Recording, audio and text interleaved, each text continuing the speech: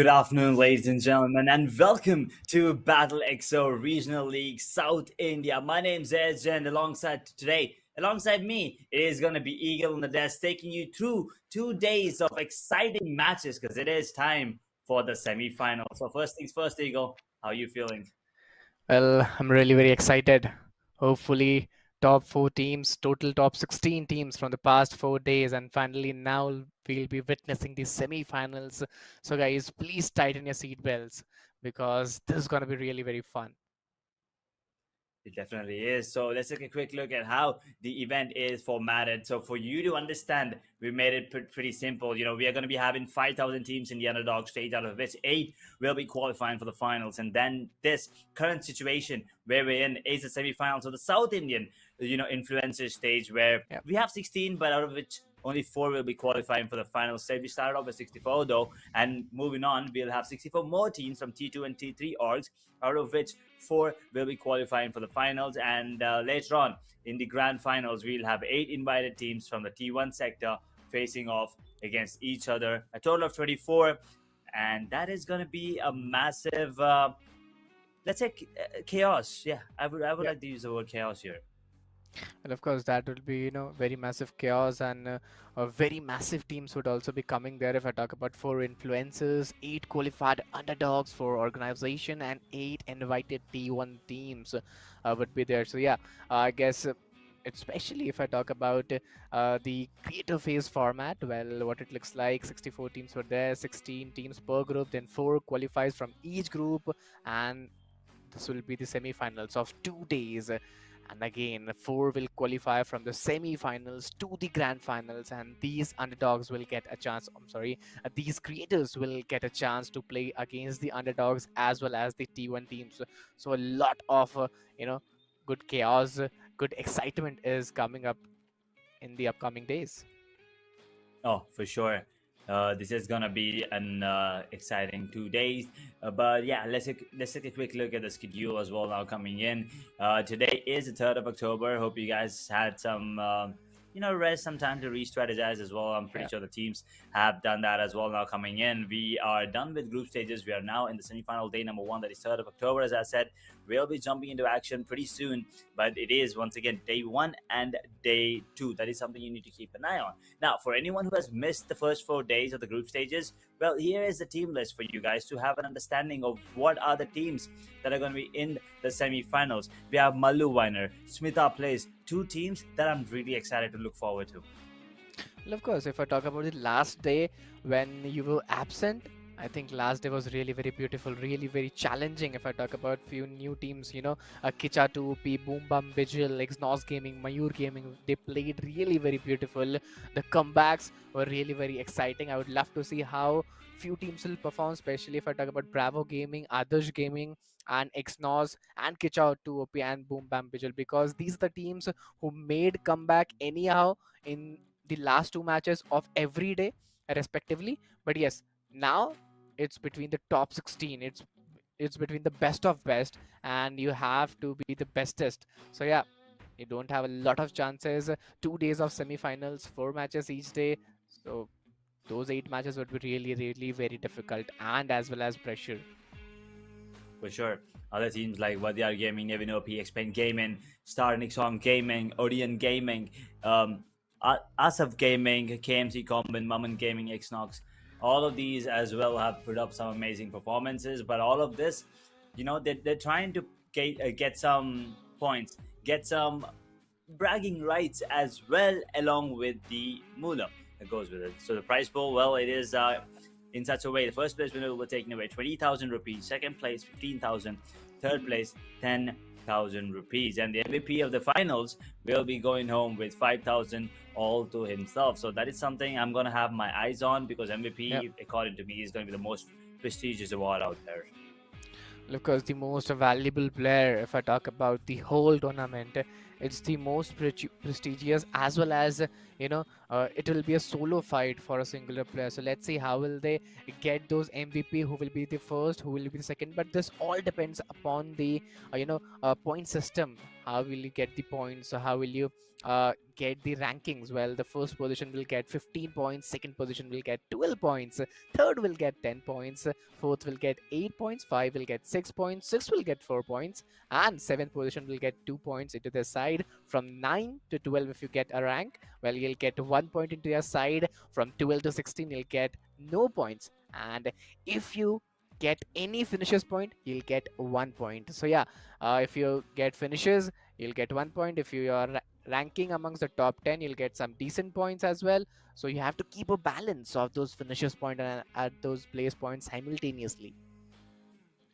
Yeah, for sure. You need to have a really good balance between position points and the finishing points as well. But yeah, let's take a quick look at today's schedule. The maps that are going to be played today. We are going to be starting off with the Wrangle, the classic map of BGMI once again.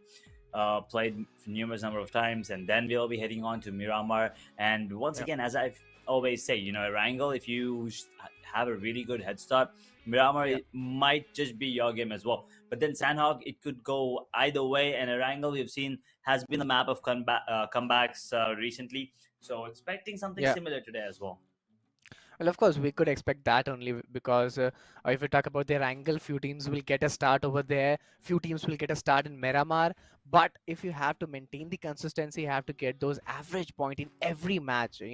But if I talk about few teams, about Boom Bam Vigil, Exnos Gaming, uh, Malu Viner, well, they are a very aggressive team. Mostly, they play on those finishes point. They try to aggress. They try to suppress their enemy. So yeah, this is the opportunity. Now you have more number of matches. You have 2 days. You have total 8 matches in different maps. So if you are more likely towards Erangel, you have a better opportunity. If you're more likely towards Miramar, you also have a better opportunity. So yeah, let's see which team will get a favor over here. But I would love to see the game every day after the 50% is over, especially after the end of Erangel and Miramar, because every day in Sanok and the last match of Erangel is always a table turning performance. So about those table turning performance, if I say, we would love to see the excitement by the teams and by the audience as well. Uh, Definitely, as you said, Miramar is going to be played twice. Sandhawk is going to be played twice as well, but Erangel will be played 4 times. Yeah. So that is something you need to keep an eye on, because if you're good on Erangel, you'll have 4 chances to make a mark in that particular map up. Yeah. But if you're failing to deliver, then things might not look good for you on the other maps as well. Well, of course, this could be really very difficult for the teams. But if we talk about especially about the Sanok, as you said, this is the map of comeback. So if you want to get a comeback in the day, in today's day, in the first day of semi-final, this is your chance, because Wrangle is a by default map. Every team has a bit of advantage. Every team has a bit of disadvantage at the same time. But if we talk about the Miramar, as you say, it's a very big map. It's a very large map. So it's not very easy for the team. It's not very easy for the players as well to get into the scenarios that instantly, because first match, second match is always a warm up match. You always get warmed, but without wasting any time, ladies and gentlemen, tighten your seatbelt. Here comes the first match of Wrangle. The flypath is here, starting from those northeastern parts of the region, ending towards those southwestern parts of the region. A biased flight path could be witnessed here towards those southern parts, especially towards military base and Novoripnoi. But as I can see, teams are moving towards Livpoka. A bunch of team is moving towards Livpoka Mansion and Yasnaya as well. Stalder, Severny, Shooting Range, Zarki, Georgia Paul, all of these I feel like are going to be left alone, pretty much abandoned completely, but you never really know. I mean, one of these areas could go into the circle as well. We still have to wait for the first circle to be formed on the map, but I really love the fact that, military base is getting some action these days, because last time, the first 2 days especially, right? Southern zones were kind of avoided by BGMI gods, unfortunately, but after that, it is kind of nice to see that there's a lot more Yeah. action on the southern side of the map as well. But let's see, as the flight path almost ends, it's time for the circle to form, and it is right in the center once again. Pochinki is in the heart of it again. A lot of military base as well. Georgia Bowl is Yeah. also in. I wouldn't say exactly in the vicinity, but there is the hills that are going to be coming into play. Someone could take that territory into their domain ASAP. Well, whenever we talk about the military-based region, whenever we talk about those southern island, it always causes a lot of chaos, a lot of excitement, and some different kind of stuff in the game.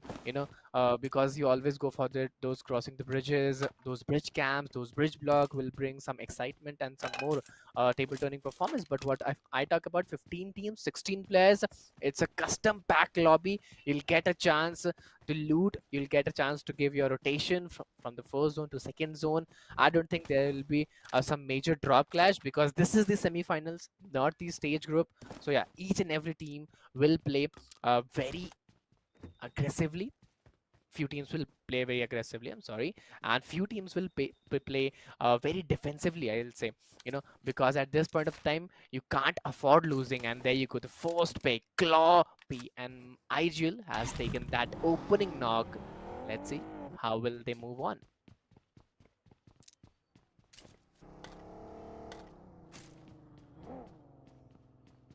Oh, casualties on the map already. Maman Gaming, they're just waiting. Ooh, Malu Weiner. Obviously, they had to be one of the first teams to be present in the fights, right? Because they are the ones that are really aggressive. BWGT is already bleeding. They'll have to be careful. And Toy, well, he is healing himself up. BW is also back to his feet, so they have to be careful. I think Team Others are the one who are trying to go for a fight here, but they have to be careful because when you go for Kings, you better not miss. And two of them have tried to take them down. That is not enough. I think it's three actually. It's not even two. Now the only one surviving is really far away, though there's nothing that he can do as the Thompson comes into play. They will be getting three finishes right off the bat. What a start for Malu Weiner. Well, Eliminated those, as well? yep, the opponent are being eliminated. Those four finishes point at those starting phases especially. Well, this will give them a lot of confidence, a lot of morale support in the team, and a lot of confidence between the players as well. Coming to school, well, the apartment regions, X7, it's Mammon Gaming. Four-man standing, trying to have a better loot, M16A4 with that AKM. A good combination for a tap-tap shot for those middle ranges with that AKM in the close range. Let's see how will they go on. A level 2 helmets, level 2 vest will allow them to take the fights in the close range as well. But as I can see, it looks like a 1v3 split. One player is around those school buildings and three players are around those apartment buildings. But as I can see, it's team number 5 coming in, Bravo Gaming. They are coming very bravely, and Rail is taking some shots with his AKM, trying to get the attention. And I think so, team number 5, well, they got the attention there and a fight is building over there. Tension building, fights slowly building as well as Afu takes on one. Spy OP drops and confirms another one with the UMP as well. And now we're down to 55 players. Bravo Gaming, they get a finish for them. Moment Gaming, are they the one who has still lost the player? I'm not really sure. But it feels like they are gonna be spotted. And I feel like, yes, they are the ones that actually lost a player. Now with a man disadvantage, they have to be very careful. As Bravo Game is in the vicinity, they want to take this fight. They understand that there is a man advantage now on their side. They want to capitalize on it and get as many finishes as you want. Once again, first game of the day, everyone's feeling fresh. Everyone's waiting to go for the warm-up plays here. But Team Maman Gaming, they're not here to warm up. They're here to destroy. Well, team number 5 looking really aggressive. The split is creating trouble for team number 14. One finishes pointing to the favor of Bravo Gaming, and as I can see, Moment Gaming is losing their players one by one, and the split is creating a lot of trouble. Well, two players are down. I don't think revival will be possible at all. Afu is moving in. Team number 5, a great implementation of teamwork, communication, and coordination. And I think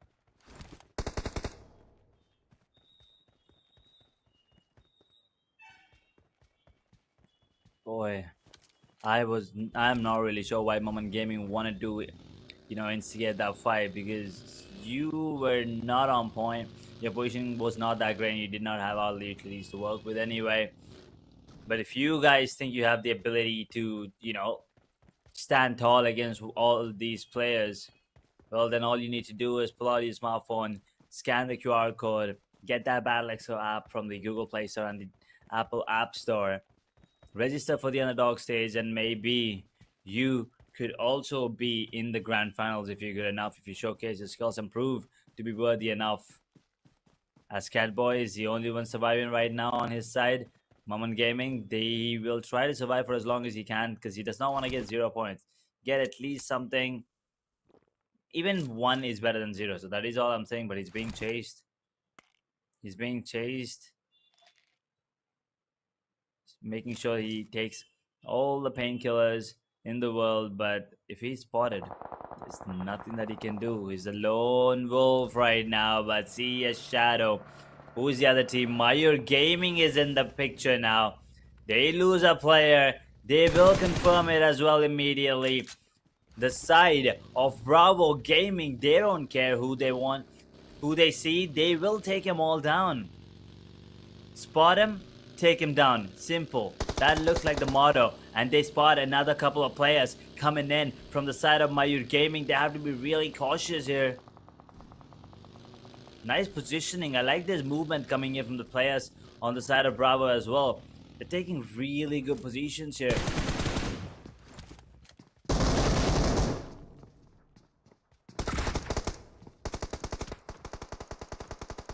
Oh, careful. Awful hitting the deck.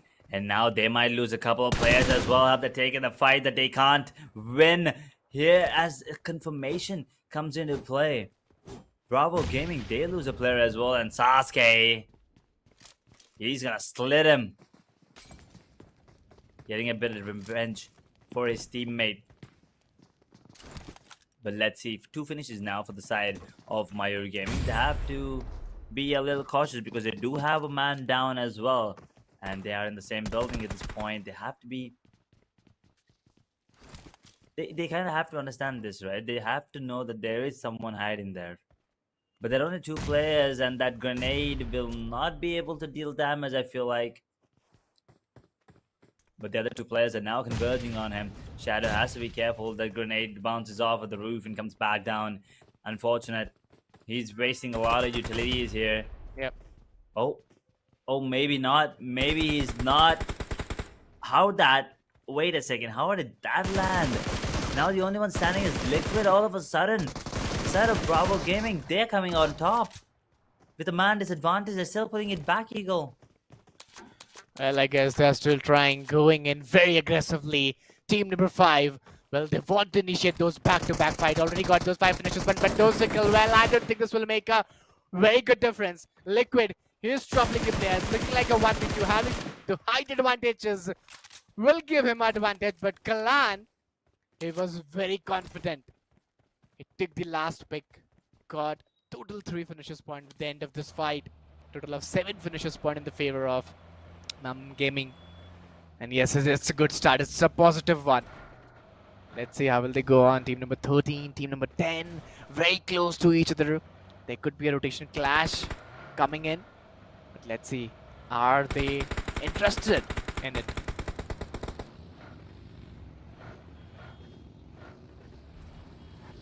Down to 12 teams already. 43 players still in the server. Stage 2 zone as a side of KMC. They're being tested here by the side of Starnix on Gaming. You have to be careful. Falcon trying to take down another player. Flash in the meanwhile doesn't manage to get 1. Will not be able to get the confirmation just yet, but they already lost a player on the side of KMC Common. They have to be careful. 1 player is still bleeding. Flash and Falcon are the only ones on their feet. Eyepatch, he's struggling to get some help here, but I don't think any help is coming in anytime soon, as Cowboy in the meanwhile confirmed the finish on the finish feed. The side of Odeon Gaming, they are starting to put some numbers as well as they get that first opening finish for them. Well, yes, these early fights, the early games, will always give you a good time at those, first matches of semi-finals. There could be some pressure on the teams, on the players as well. Let's see how will they manage that.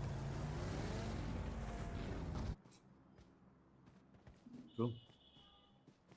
There is going to be a lot of pressure on these players' shoulders as well. Xnox Gaming and I feel like that's Orion. Both of these are pretty much close to each other. That could be another battle breaking out anytime soon. I feel like it's there. Yeah, opposite sides of the hill. No problem for now, but they have to be careful. First game, you either take it slow or you go in full fledged and try to get as many finishes as you can. Try to, mark your dominance in the server. But for now, it is going to be the side of Vadyar Gaming, who will be coming out on top of this fight as well. Manti and Dragon with 3 and 2 finishes respectively. Once again, Manti, come on. This guy is just insane. 6 finishes for the entire squad at this point. Yep. Down to 10 teams in the server now, Eagle.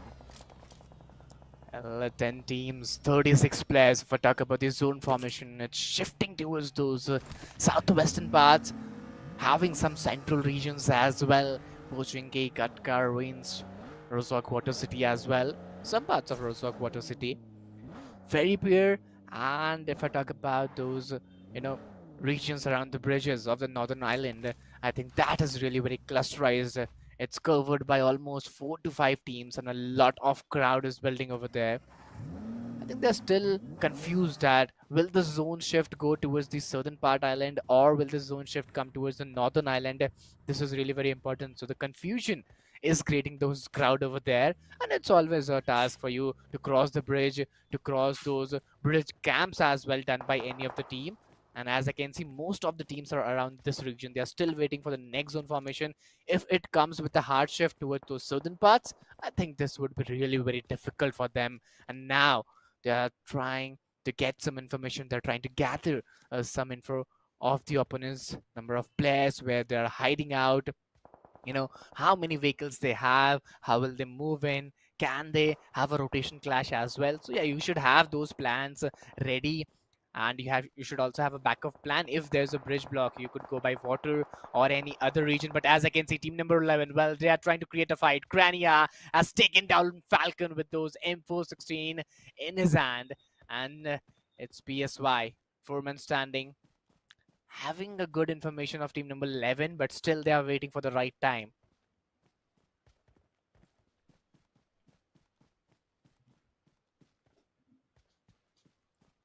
Patience is going to be key here. Patience is always the key, if you ask me, in any game, any situation, any scenario. You either have to be. Sometimes it does pay off to be a little less patient. Sometimes it pays off to be, very patient. Indeed. Well, this time it feels like this is one of those games where you have to be a little more patient. Oh. S12, is it? Yeah. I guess S12 or DBS. Well, DBS, a legendary weapon.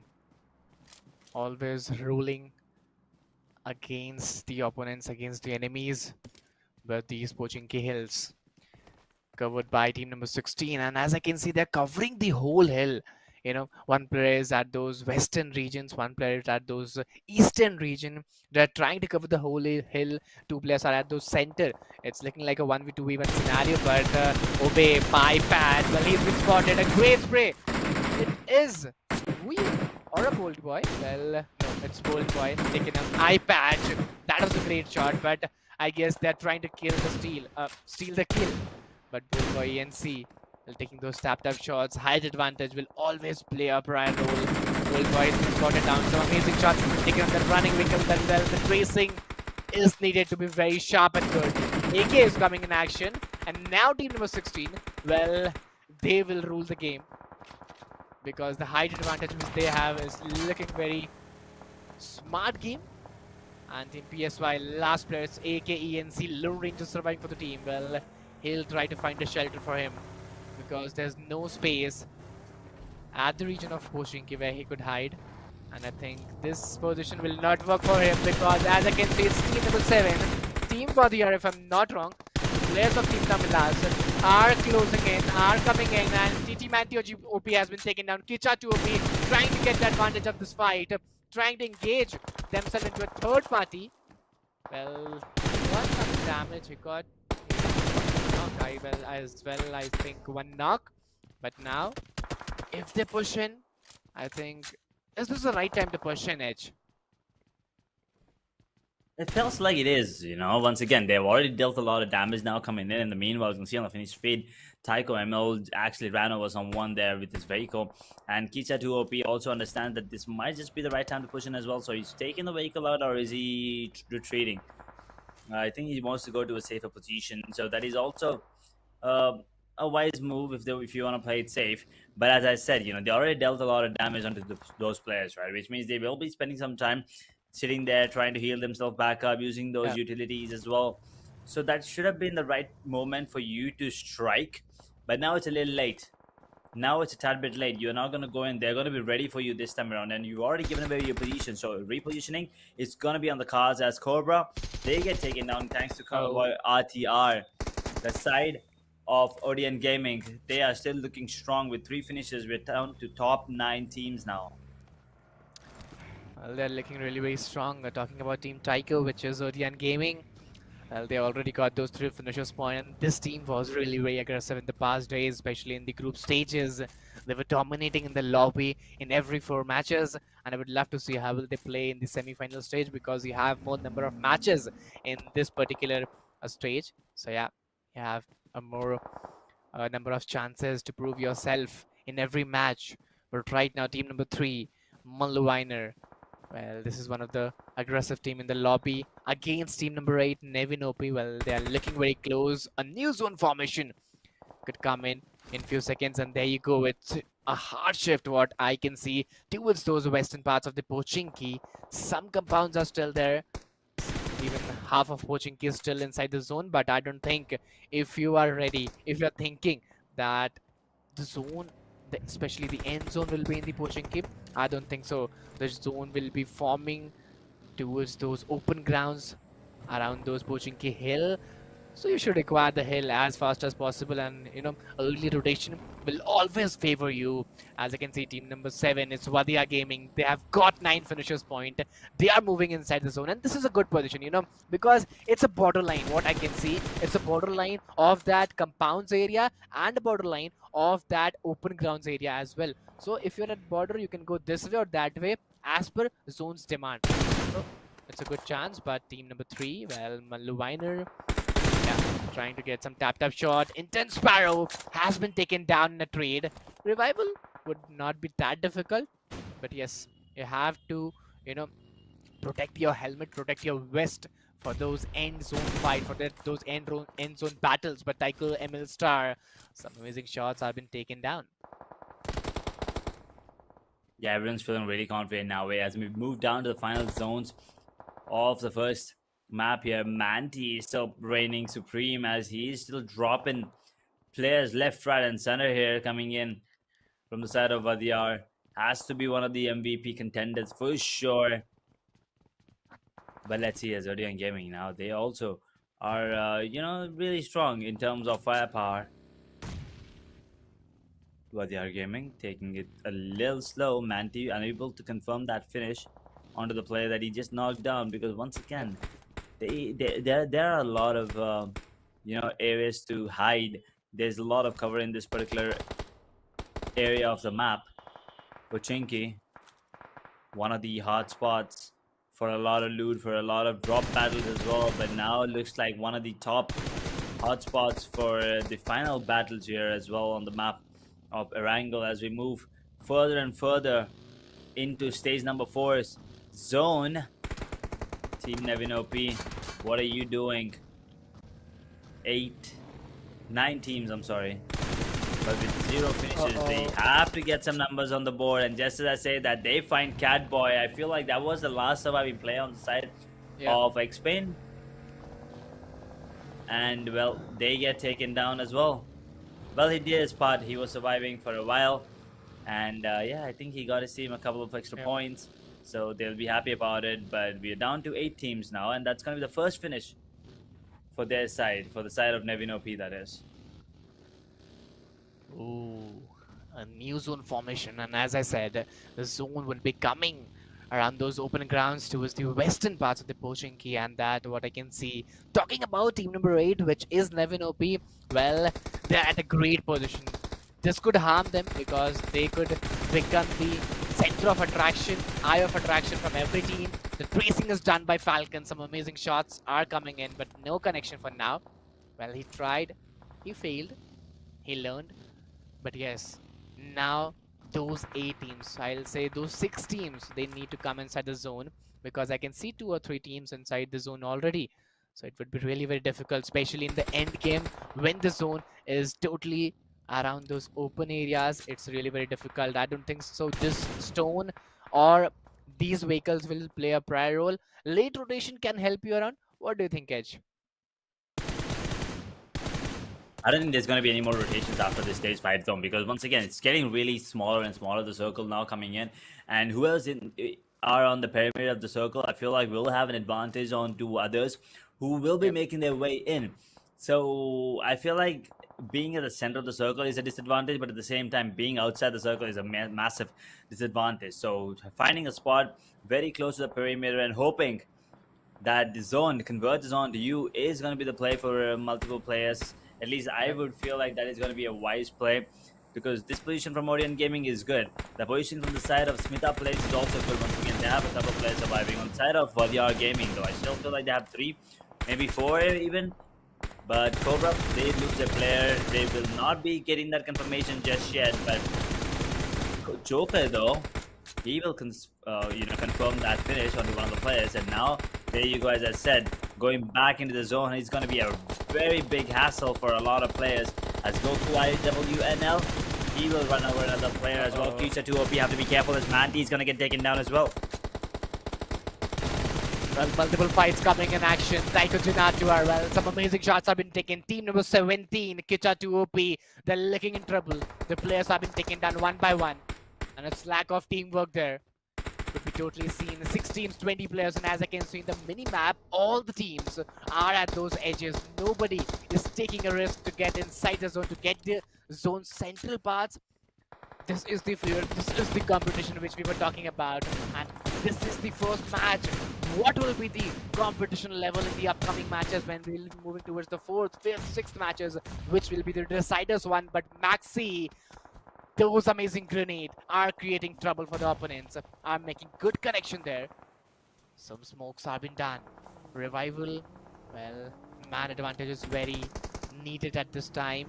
Kicha 2OP, they're having no finishers point. Having a DPS in hand will give a lot of confidence. Looking like a 1v2, very close. Again a smoke cover. Well, the opponents are very close. They can't see each other, but those jump shot.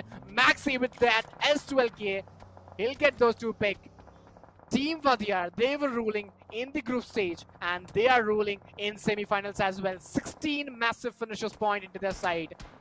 Ruling, dominating the lobby single-handedly. That's a lot of finishes there. Maxio has to be careful now. 150 meters away from the zone. He's going to be taking a lot of damage as well. That is something to keep an eye on, because that is a stage 6 zone. But the Bugatti is coming into play. But they're making their way into the zone. Have to be careful. A2 Wiki. Beautiful shot there coming in. That's an insane grenade. Dealing a lot of damage, but ML, he's still surviving. Manti, well, they're going to go down. Unfortunately, as I said, thanks to a beautiful grenade, the explosion now coming in. We're down to 4 teams, and I guess that was the end of the side of what they are gaming with them. No, it's not. They're still surviving. Mandy and Dragon. Oh boy. Oh boy, a lot of damage. And once again, if you are the ones on the top, everyone's gonna have an eye on you. You have a target in your back, and there you go. While they are gaming are out of the picture, it's now down to Nevin OP versus Orient Gaming. Both of these teams looking really good as well. I feel like there are 3 players on the side of Nevin OP, but there are 4 on the side of Orient Gaming. So man advantage clearly for them. But can they capitalize is the question. Yes, they can. Vicky will be taken down. Real World GT also hits the deck. There's only one more player standing, and it's the tryouts player. Well, he's going to be out of the server, and it is going to be the side of Odeon Gaming coming with the first chicken dinner of the semi-final. Well, that was really very exciting.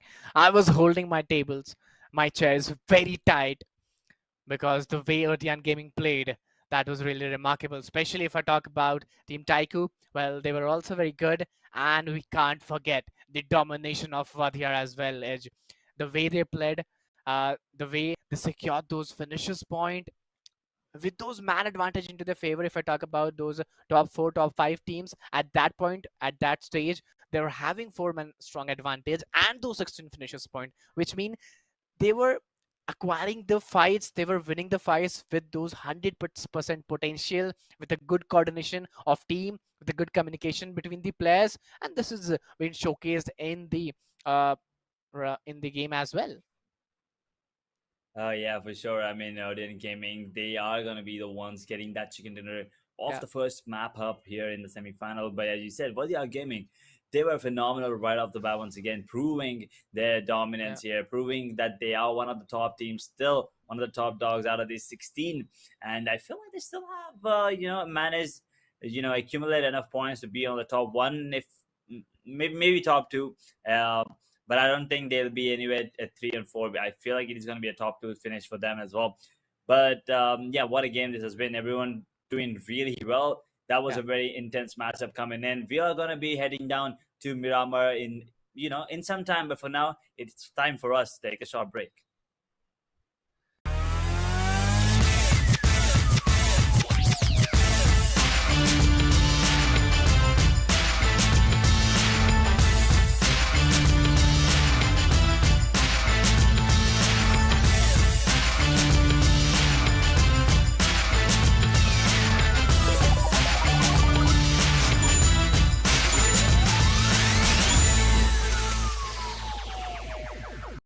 Actually, it's not even two. Now the only one surviving is really far away, so there's nothing that he can really go for the warm-up plays here. The team gaming, they're not here to warm up, they're here to destroy. They lose a player, they will here.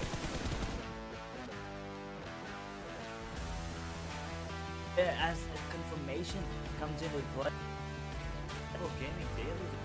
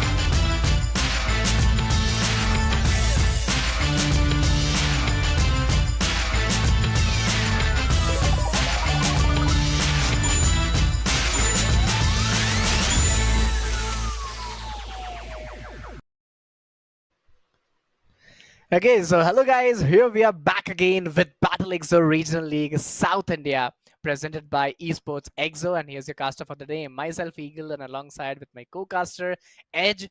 But Edge, first match, Odian Gaming, Vadiyar Gaming, they were really fantastic. Oh, they were both of these teams were absolutely phenomenal, and what they are gaming, gotta feel bad for them not getting that chicken dinner in the end. But Yeah, I'm pretty sure they have accumulated enough points to be in the top two, top three at max. On the scorecard at this point. But if they somehow try to be consistent throughout today, once again they don't have to play tomorrow at all if they keep performing like this. But Orient Gaming as well, they waited, they were patient. It was like two sides of a coin. But yeah, let's take a quick look at the match standing now coming in to see and understand who are the teams that have in the top three oh, would be my pick first. But yeah, it is going to be Orient Gaming coming out on top thanks to the chicken dinner and 11 finishes. They have a total of 26, but even though they got eliminated in around fourth, fifth position, Weather Gaming is still looking good with 25 total finishes. Sorry, 25 total points with a total of 17 finishes, just 1 point away from Odeon Gaming. yeah, just only 1 point I'll say. But yeah, they played really very well. Nevin OP, 18 total points, 12 place points, 6 finishes point. Maluviner, well, this is an aggressive team, but they anyhow managed to get 6 finishes point, 10 or 10 place points, overall 16 points. Talking about KMC Comban, well, they anyhow managed to get the position point 6 into the side for finishes point, total 10 points. Bravo Gaming, well, the name justified those kill points, so 7 finishes point into the side and only 1 place point. They managed to get the rank 6 and 8 total points. Kichatu OP only 4 place point, which ranks them at 7. Smita plays 2 overall points with the place 8th. Unfortunate that is. I was expecting a lot more coming in from Smita plays them. But Starnix on Gaming also 2 points. Boom, bang. Bijol is also 2. Mayur Gaming is on 2. Maman Gaming on 1. Exos Gaming on 1. Team Others, Asap Gaming and Expand Gaming unfortunately have not yet opened their score. Let's just call it that. So I'm expecting them to have some sort of a comeback in game number 2. Yeah, they are the comebacks because they are the comebacks king. Because if I talk about Boom Bam Bijil, Mayu Gaming, Exnos Gaming, Adarsh Gaming, and Asif Gaming, well, these are the teams who made the comebacks in the fourth match or in the third match, especially in the Senok, each day, respectively, according to the group. Because they were the teams who played really very fantastically, uh, especially in the last 2 matches, as I told. So yeah, they have the experience of coming back in the game, coming back in the tournaments, and this is the first match. This was a warm-up match for a few teams. Few teams were really very aggressive in the first match itself. It's a long journey, still 7 matches remaining, but you can't take things for granted. Somehow you have to come up with a performance after the second match, because if you get late in the day 1, day 2 would be really very pressurizing for you. But if we'll be moving towards the most valuable player, the MVP of the first match of Wrangle, well, it's TT Mantioji from Vadiyar Gaming with those 7 finishes point into his side.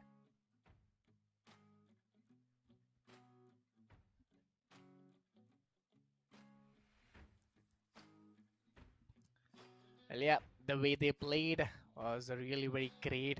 Was really very fantastic, to be precise, and especially if I talk about the Vadiyar Gaming, or if I talk about uh, Otian Gaming, they were really very aggressive. Even Vadiyar got 17 finishes point, which is totally remarkable. 17 finishes point in a single match. It's really very difficult for a single team to manage it out.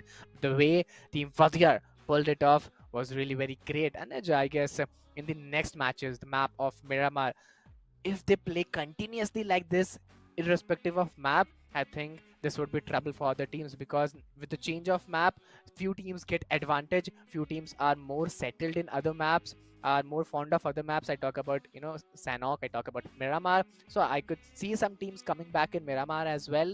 They have a pretty good chance to come in, but let's see what will be the procedure, what will be the strategy for the teams, how will be the coming up as per the different games and different maps.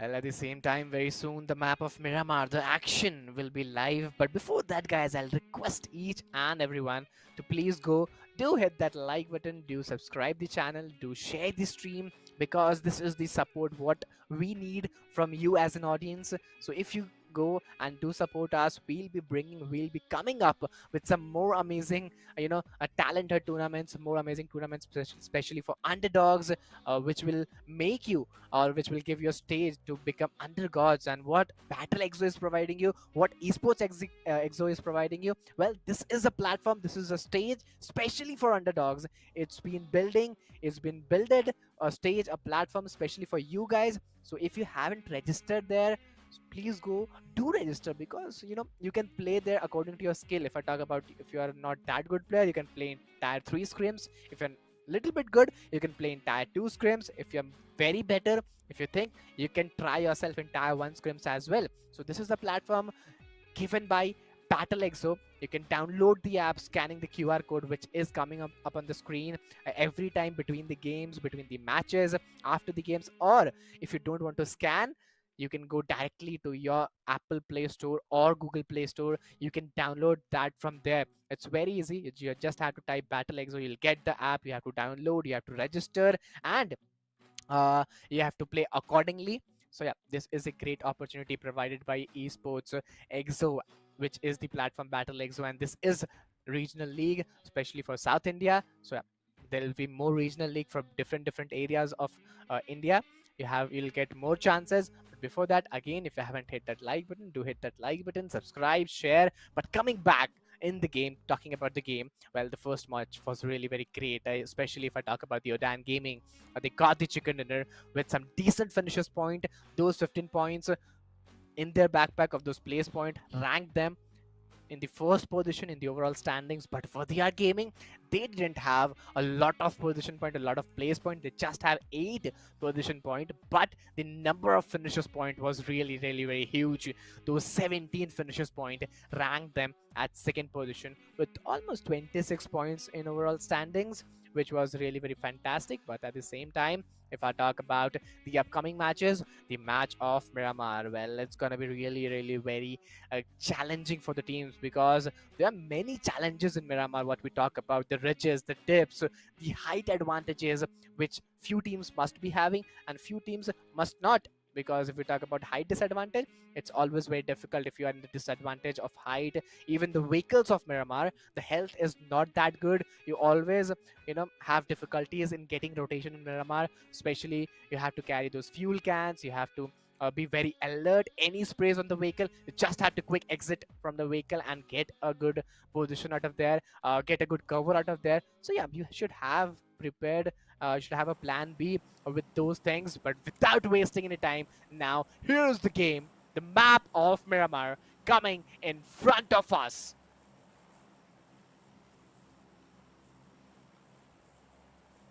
Well, if I talk about the fly path, well, it's almost a similar fly path what we witnessed in the first match. If I talk about the fly path, it is way similar than the Wrangle one, coming from those southwestern parts of the region and ending towards those northeastern parts of the region.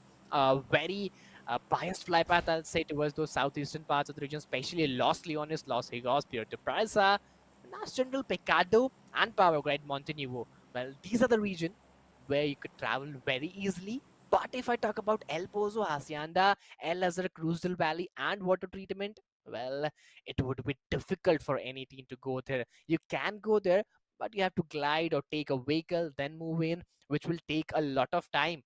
And you have to also see the zone. That where will be the first zone formation? How will the teams be playing? What will be the strategies? So yeah, it's going to be really very difficult. It's going to be really very challenging for the teams, and we would be waiting for the first zone formation. And as I can see, the drop clash, well, it's building in Pecado. So let's see which will be that team who will be welcoming each other and doing welcome to Pecado. Well, for now, what I can see, apart from Pecado, El Azhar is also a region where two teams are going very much ready for that fight. DZ Sandy getting those easy loots at those early phases, looting those small compounds, those singular and double compounds, which will not, get a lot of risk from the opponents. But okay, this is something what I was not expecting. This is gonna be really, very difficult. The zone is totally being shifted towards those northern parts. The fly path was at the southern parts. Most of the teams are at southern parts. The zone is at northern parts. The rotation would be really, very difficult, and we could see a lot of rotation clashes in the first zone and second zone, between the first zone and second zone itself, because I guess when the players will move from those, Pecado, those Los Leones regions, those, if I talk about La Cobria, Chumaquera, I think a lot of chaos will build around. But if I talk about team number 5, they played really well. Bravo Gaming, the name justify the players, the team, they justify Hmm. the glory. And 4 men standing for now. They haven't secured any finish point. Slightly moving and getting some average loot. Okay, Ryzen was lucky. He got a shot on an offline player, but okay, this was something not expected. A pistol fight coming up. Sunaj, he took down a player there. And if I talk about Arnab, he's coming, he is running to save his player, to get the revenge with that M16A4. But Kicha 2OP again coming up with that pistol edge. Oh boy, that was phenomenal there coming in. That was kind of fun to watch as well. We're down to 62 Yeah, players already. Killer, he's outside, and there's absolutely nothing that you can do. UMP, it's good enough to confirm that finish. That is going to be another one on the board. Another one off the board, actually, because we are down to 61 now. Side of Kicha 2 OP, they must be feeling confident after a really good start on the map of Miramar. indeed. You know, at those early phases, if you get those finishers point very easily, especially with those pistol, it will give you a lot of confidence, and a lot of positive start as well. But if we talk about Picado, two teams very close to each other, Mamam Gaming with them, it's Smitha plays. Well, both the teams are a defensive one, I'll say, but they are now into a drop clash. You have a time of 2 minutes 28 seconds. But what I said on the MVP's page, well, this is BattleXO, guys. Please go download it. I've explained what it is. It is specially and platform and the stage especially built for the underdogs. You have opportunity to go there, grind there, learn there. But as I can see, Joker, well, he had a chance to knock a player. I think if you lose any chance, then you'll not get another one, because if you could get an opening knock from here, you would have a chance to, suppress the players. You could move in around those red buildings of Pecado, the main buildings of Pecado, and you could easily eliminate, because first knock is always very special. It's a pressure transferring knock. Whenever a player gets knocked, there's a bit of pressure on the uh, players on the team. So if you have a chance to get the opening knock, please surely do so, guys. But if I talk about TW, right now, 3 men standing, one finish point, almost on top 16 teams, top 61 alive players. You have a time of 1 minute, 1.5 minutes left. But if I talk about zone edge, the zone is totally shifted towards those northern part of the region. The fly path was at the southern parts of the region. There's a lot of difference in that. And most of the teams, if I talk about, they are in the southern part. So it would be really, very difficult in the first, second zone for the rotation to take place. Ooh, true. Having those rotations, especially on this particular map up, right? It's going to be very hard. It's going to be very time taking, and you have to be careful because, as you said, there's not a lot of spaces, not a lot of places that you can go and hide, just uneven ridges, most of it, and a couple of trees here and there, a couple of buildings here and there, and that's about it. So finding yourself a good spot is going to be a hassle, but if you do, then yeah, it might just be enough for you to be one of the top teams, because position advantage is everything, as you can see on the side of Star Nation Gaming as well. They were hiding, they were waiting for this, and the side of Arnab, he just casually comes into their side, and I feel like that's the entire squad eliminated. Oh boy, Kicha 2 OP, they walked right into the trap.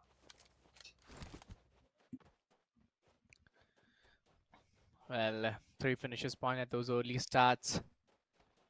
Team number 10 getting a pretty good start. Star Nixon Gaming.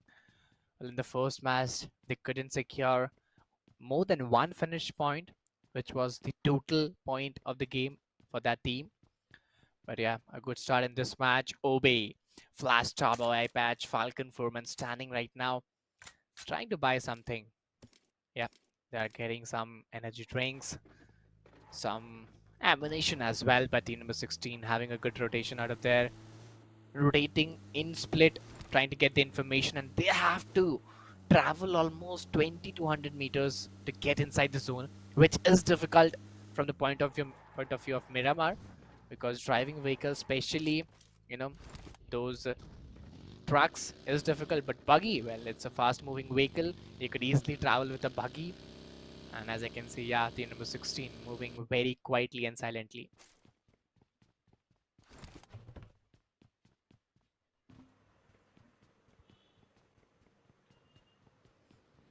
Enough loot, enough utilities, enough confidence.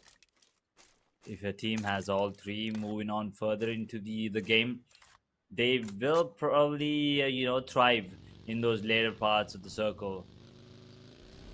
But for now, we're still in stage number 1. The circle is just now closing in. You can see on the top right corner, the circle is just closing in. So there's still a lot of time for this particular map to go on. 3 minutes and 20 seconds for the first zone to even come into play here. 58 players still in the server, 15 teams still going in. The side of Xnox Gaming as well, they're pretty split up. They are trying to get as much territory as they possibly can. Yeah. Getting information is going to be key as well, since it's a very big map. You need to make sure you know where the enemies are. You need to make sure which parts of you need to make sure that you know which parts of the map are safe, and where you need to be cautious, and also make sure that you have someone watching. That is what Xnox are doing. They have been split up, but they have to be cautious yet again as well. You have to be careful not to take those 1v2 1v4 fights, because you have your teammates, yes, but they're very far away. So if you go down, chances are that you might just be confirmed there as well. No revival whatsoever. Indeed. Well, everything has its own pros and cons. If we talk about the splits, the separation between the players, it will give you good information about the enemies. It will give you advantage that in split you can tackle the enemies very easily. You can build a semicircular trap. You can hold different angles. You can have a good control. But while having a fight in a split, or while trying to get information or gather the information in a split, some other team, some new team could come in, have a third party, you know, eliminate your one or two players. In that case, it's very difficult to get a backup, because different players are at different regions, at different angles. To come here from there after disengaging one fight, this becomes very difficult. So yeah, everything has its own pros and cons. You should be ready. You should be, uh, ready with the backup, I'll say. If there's any third party, how will you disengage? How will you back off? Or if there's no third party, then how will you move on? So yeah, talking about team number 11. Right now, 4 men standing. No finishes point yet around those warehouses. Trying to maximize the loot. A Thompson and M416. Good combination. Especially I see Thompson and EMP45. Players are using most of these two weapons in the close range, because it's always give you a good firing rate with a good amount of ample of damage. What I talk about in EMP45, the firing rate is not that too high, but it has a good accuracy.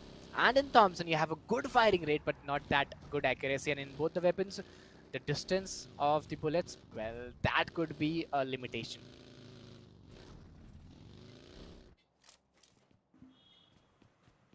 Definitely.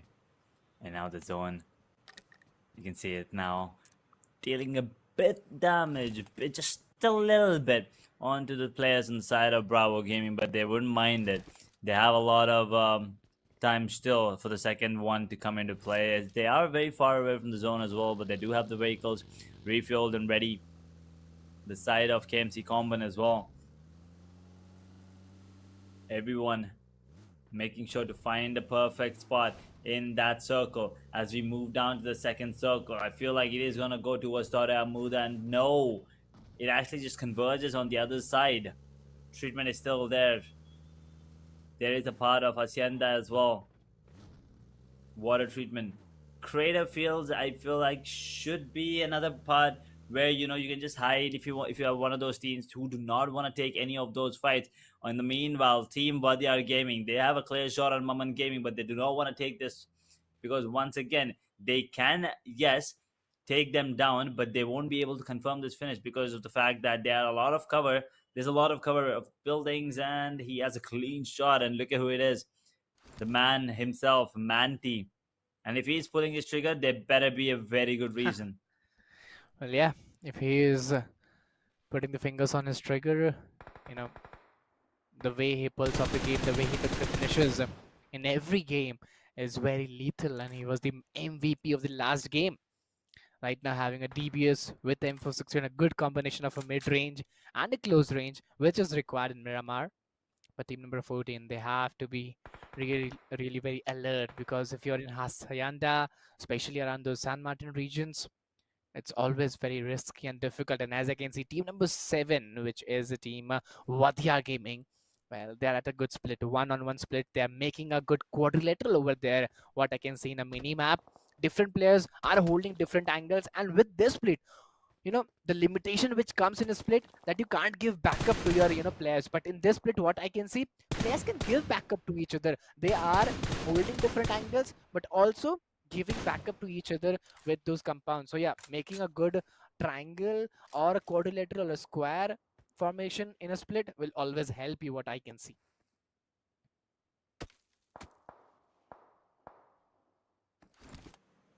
Formations are something to keep an eye for as well. You said, yeah, a split might come into play and it might help you. Orient Gaming are also going to be in the vicinity, the same as Explain Gaming, but they have to be cautious. There are only 3 players on this side. Stage 2 zone now collapsing slowly but steadily. A man disadvantage. Have to be careful. Williams trying to find a perfect angle, or maybe he just wants to escape. He does not want to fight this, and rightfully so, understandable.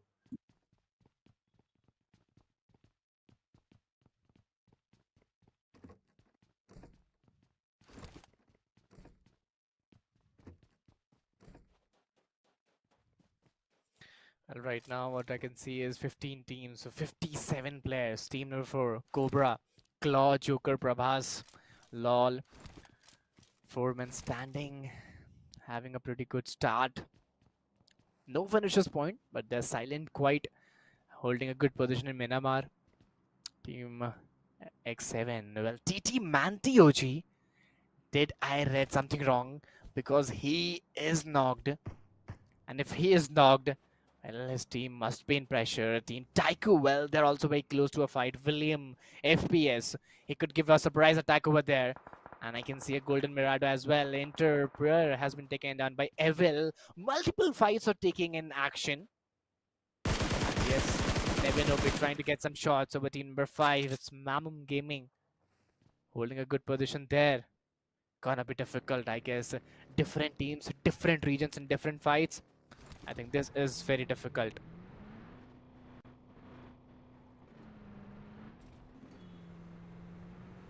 Vehicles, weapons, strategies, positioning, once again, is going to be the key for me. Bravo Gaming, man, down, unfortunate for them pretty early as well, but the side of Explain Gaming, they do have a man, I wouldn't say down, but like a man less coming into the server. They already have 1 finish and they're looking confident. I actually thought Williams was trying to go for a retreat, but feels like they're not scared. They understand there's a team behind them as well. Smith plays, that is. Yep. Okay, they have to be careful here. The side of Star Nixon now, you can see the Bravo Gaming as well in the vicinity. They have spotted each other. The second zone is now collapsing. There is another one. Oh, it is the side of X-Pain. So there are going to be 4 teams in the same vicinity. Who pulls the trigger first? Who goes for that first fight? I feel like whoever instigates the fight is going to be the one coming out on top because of the fact that it all comes down to confidence and also territory dominance. Well, yeah, it all comes down to confidence between the players and the team as well. How's your communication? Are you ready for a 4v4 fight or not? But talking about the zone formation, every team is coming inside the zone. A new zone formation will challenge you, will invite you to come in. But what I can see, if the zone shift towards those northern parts, then it will be difficult. But it's a center part slightly moving towards a western area around those Cruisdale Valley region. And most of the team, what I can see, is inside the zone. Few teams are at those edges. So I don't think this would be difficult. But yes, the teams which are inside the zone will not allow you to get in, will challenge you. So it's going to be difficult for the teams who are outside. And now Williams is still waiting on Bartek Wayne and GT. He's taking some shots on those full 6x scope. Some tap shots have been taken, but no connection. 15 teams, 56 players. And this is more competitive than the first match, because at this point of the time, at this point of the stage in the game, in the last match, I think there were less players. There were almost around 12 teams, 40 players, and now 15 teams, 56 players, which is very competitive and very disturbing. But what is, guys, BattleXO? Well, it's a platform especially for underdogs. You can play tier 3, tier 2, tier 1 scrims, and you can download by this QR code, by scanning the QR code from Google Store or App Store. But now coming back to the fight, Obe, well, he's moving in with that DBS in his hand. Struggling a bit, not very channelizing the angles nicely. And Obe Starboy, well, he has been taken down. Falcon, the supporter is still there. Some throwables have been done, and some shots have been taken from outside. It's going to be difficult for Falcon, and if he comes in, well, for now, he'll be safe. Team number 3. You have to be really very productive. 4-man standing. Sparrow OG has been taken down. Revival is going to be really very important. In 10, Unilog is being taken down. Falcon, well, this player is looking very aggressive. He's taking one by one player, every player down. And the third part is coming. It's Team Vadiar, the aggressive one, the dominating one. If I'm not wrong, Goku WNL is coming in. He was not new to the position of GT. And he's been taken down. Goku WNL, Manti, Maxi at those another region. Drago, he spots GT, is trying to take him down. This double truck will hold the position for a while. And GT now being that lone ranger, surviving. A new third party as team number 14. Well, multiple teams are here. Those third parties, 4 parties, are creating trouble for every team. But if I talk about Vadiar, they are grenading. They are using the utilities. GT has been spotted very close to Maxi, looking like a 1v2. Will be able to clutch it out. And yes, finally, that DBS. Well, this will make a connection. And Team Vadiar, they'll get those 3 finishers point. And they'll execute the third parties very fluently. Eliminating the entire squad there. Unfortunate for the side of Malu Weiner. But you cannot aim for Vadiar Gaming, and if you miss, well, they're going to be the one coming out on top. That's exactly what happened here, ladies and gentlemen. We're down to 12 teams now, moving down to 43 players. Real GT, thanks to him, he manages to knock out one of the players on the finish feed. Unfortunately, couldn't confirm it just yet. Maman Gaming, now you can see that their squad is also looking like they want to take some fights here. Odeon Gaming, they have a man down. That is going to be ML Sam. Will he be able to get back on his feet? You betcha. He's going to be back. Star Nixon Gaming, they're going to be the ones in the picture as well as Nevin OP. Third party may be. But Team 11, Odeon Gaming, coming fresh off of chicken dinner last game. Can they reign supreme yet again? Mark their dominance with a double chicken dinner. Back to back. Once again, ladies and gentlemen, this is the semi-final stage. So everyone will be playing 8 maps, out of which 4 will be Erangel, 2 will be Miramar, and 2 will be Sandhawk. So something to keep in mind, that this is going to be the first Miramar. The first Erangel did go into the favor of Odeon Gaming, and also coming thanks to Vadiar Gaming, who also put up a great fight coming up as the circle now converges on towards the water treatment. There are going to be still a lot of cover coming in. This is not the Miramar I'm used to. I'm used to usually seeing barren lands coming in, no space to hide.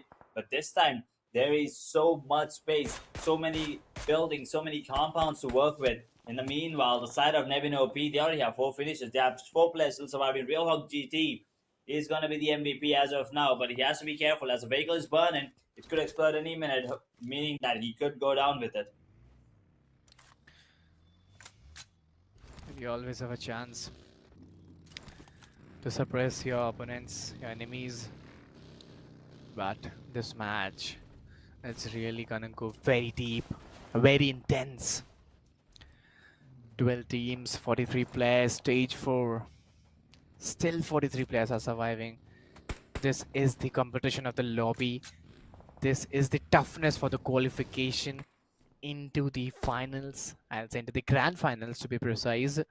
But looking at Team Taiko, well, they're rotating in a 2-on-2 split and vehicle. LA to give Vicky spraying some shots, delivering it very nicely. Those another region, Venom GT, well, he's been taken down in burst. Maxi OP will take down Umam, and he'll also take down Akio. Well, it's looking like a 1v2 knock over there. Starboy, well, he'll be also coming up with some picks, and as I can see the kill feed, most of the players are being knocked by vehicle explosion. This is the disadvantage of Miramar. You should be prepared for this. Dragon having a height advantage, utilizing it very well, very nicely. Goblin onto the other areas is very sophisticated in those petrol pumps. But Team Vadiyar, well, they're always open up with those fights.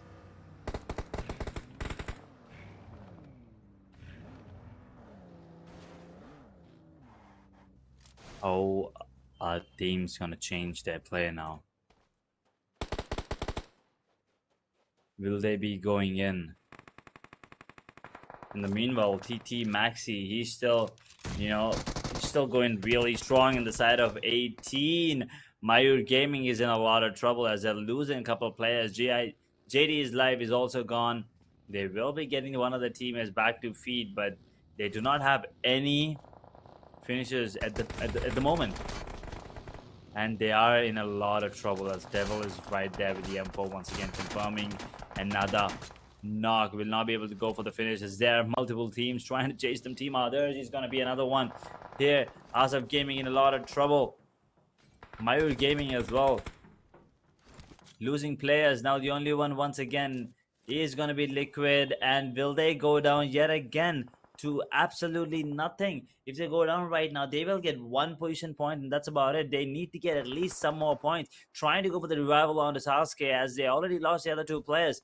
EZ90, well, he gets another one. Starboy coming in the picture, but take Venom. He's gonna get out of the picture. Sandy Jor, wait a second. Did he just self-finish? Maybe he wanted to deny that finish, but yeah, never mind. Anyway, we're down to 10 now. So Liquid, they will be able to get 2 points if they somehow manage to survive a bit longer. But the side of Team Others, they're trying to go for this fight onto the side of Asaf, and they will be coming out on top. Phoenix, he wants to go for this. They have 3 already.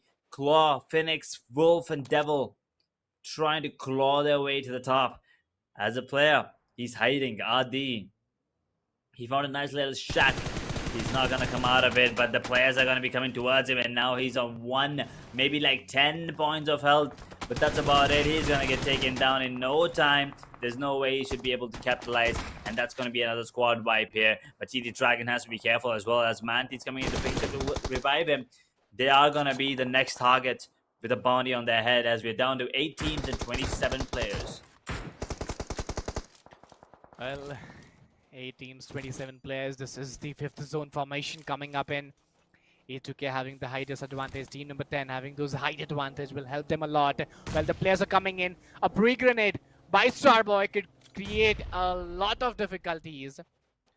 That was not on point. It could not give a lot of results, but those artificial smoke cover for now will give you some buffer time to get the revival done for your teammates, for your players. Some shots are coming from the behind as well. They're utilizing the smokes very well to get the time, to buy the time. But yes, But yes, 7 teams, 24 players. And again, BattleXO, guys.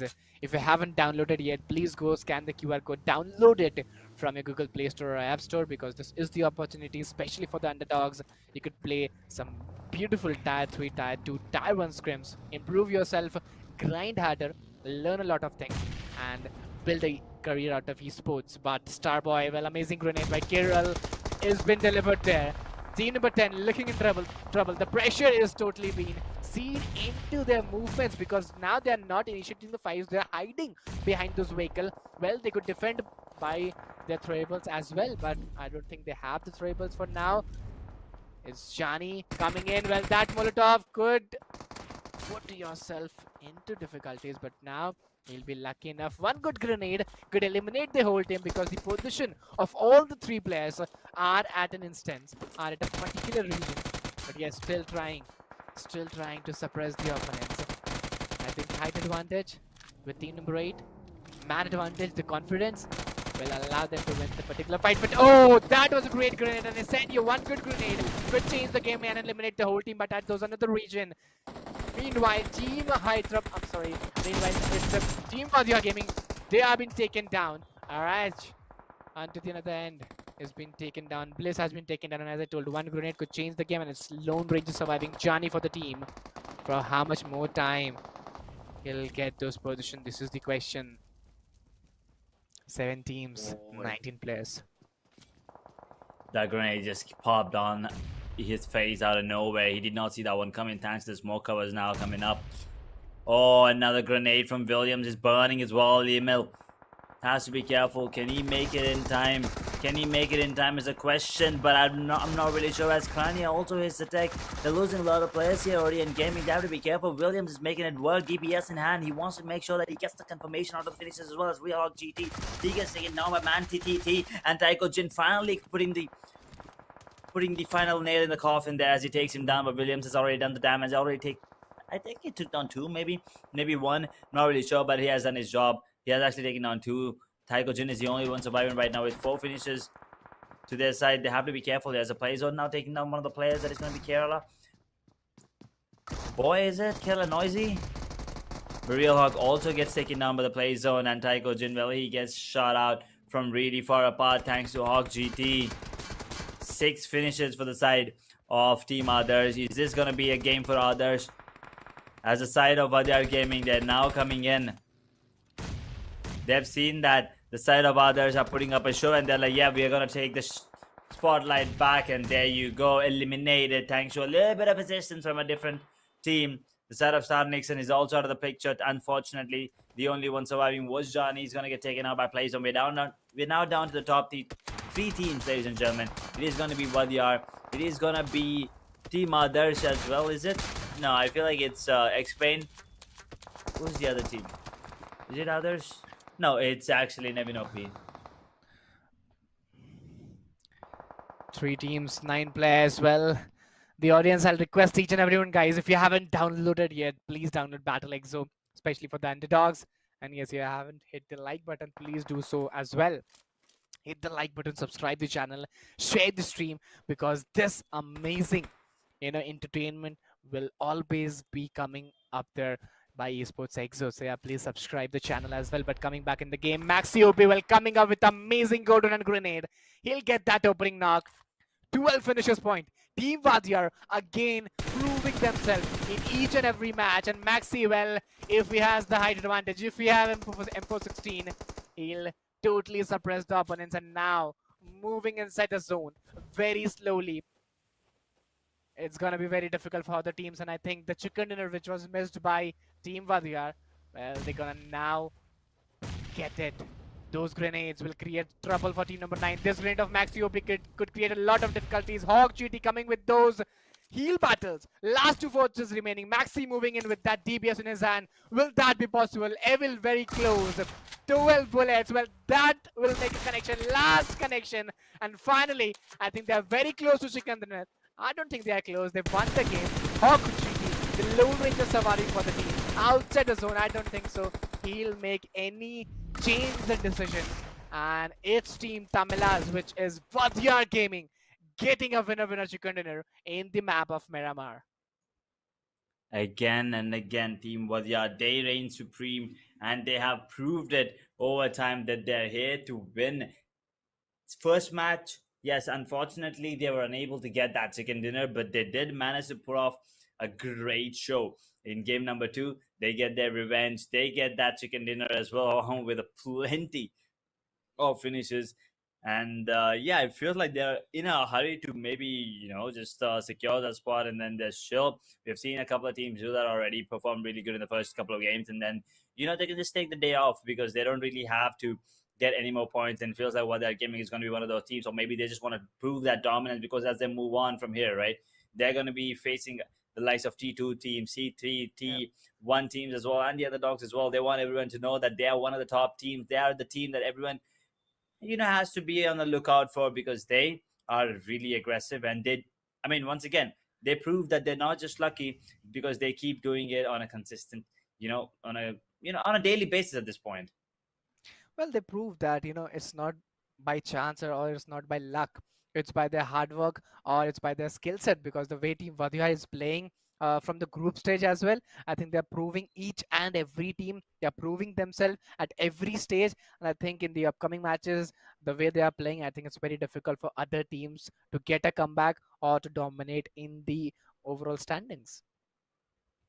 Ah, for sure, it is going to be really hard for the teams to even make an impact because of the way that they're pretty much clearing the server themselves. I mean, a couple of teams here and there as well. I mean, Team Others was looking really good in this particular map, if you ask me.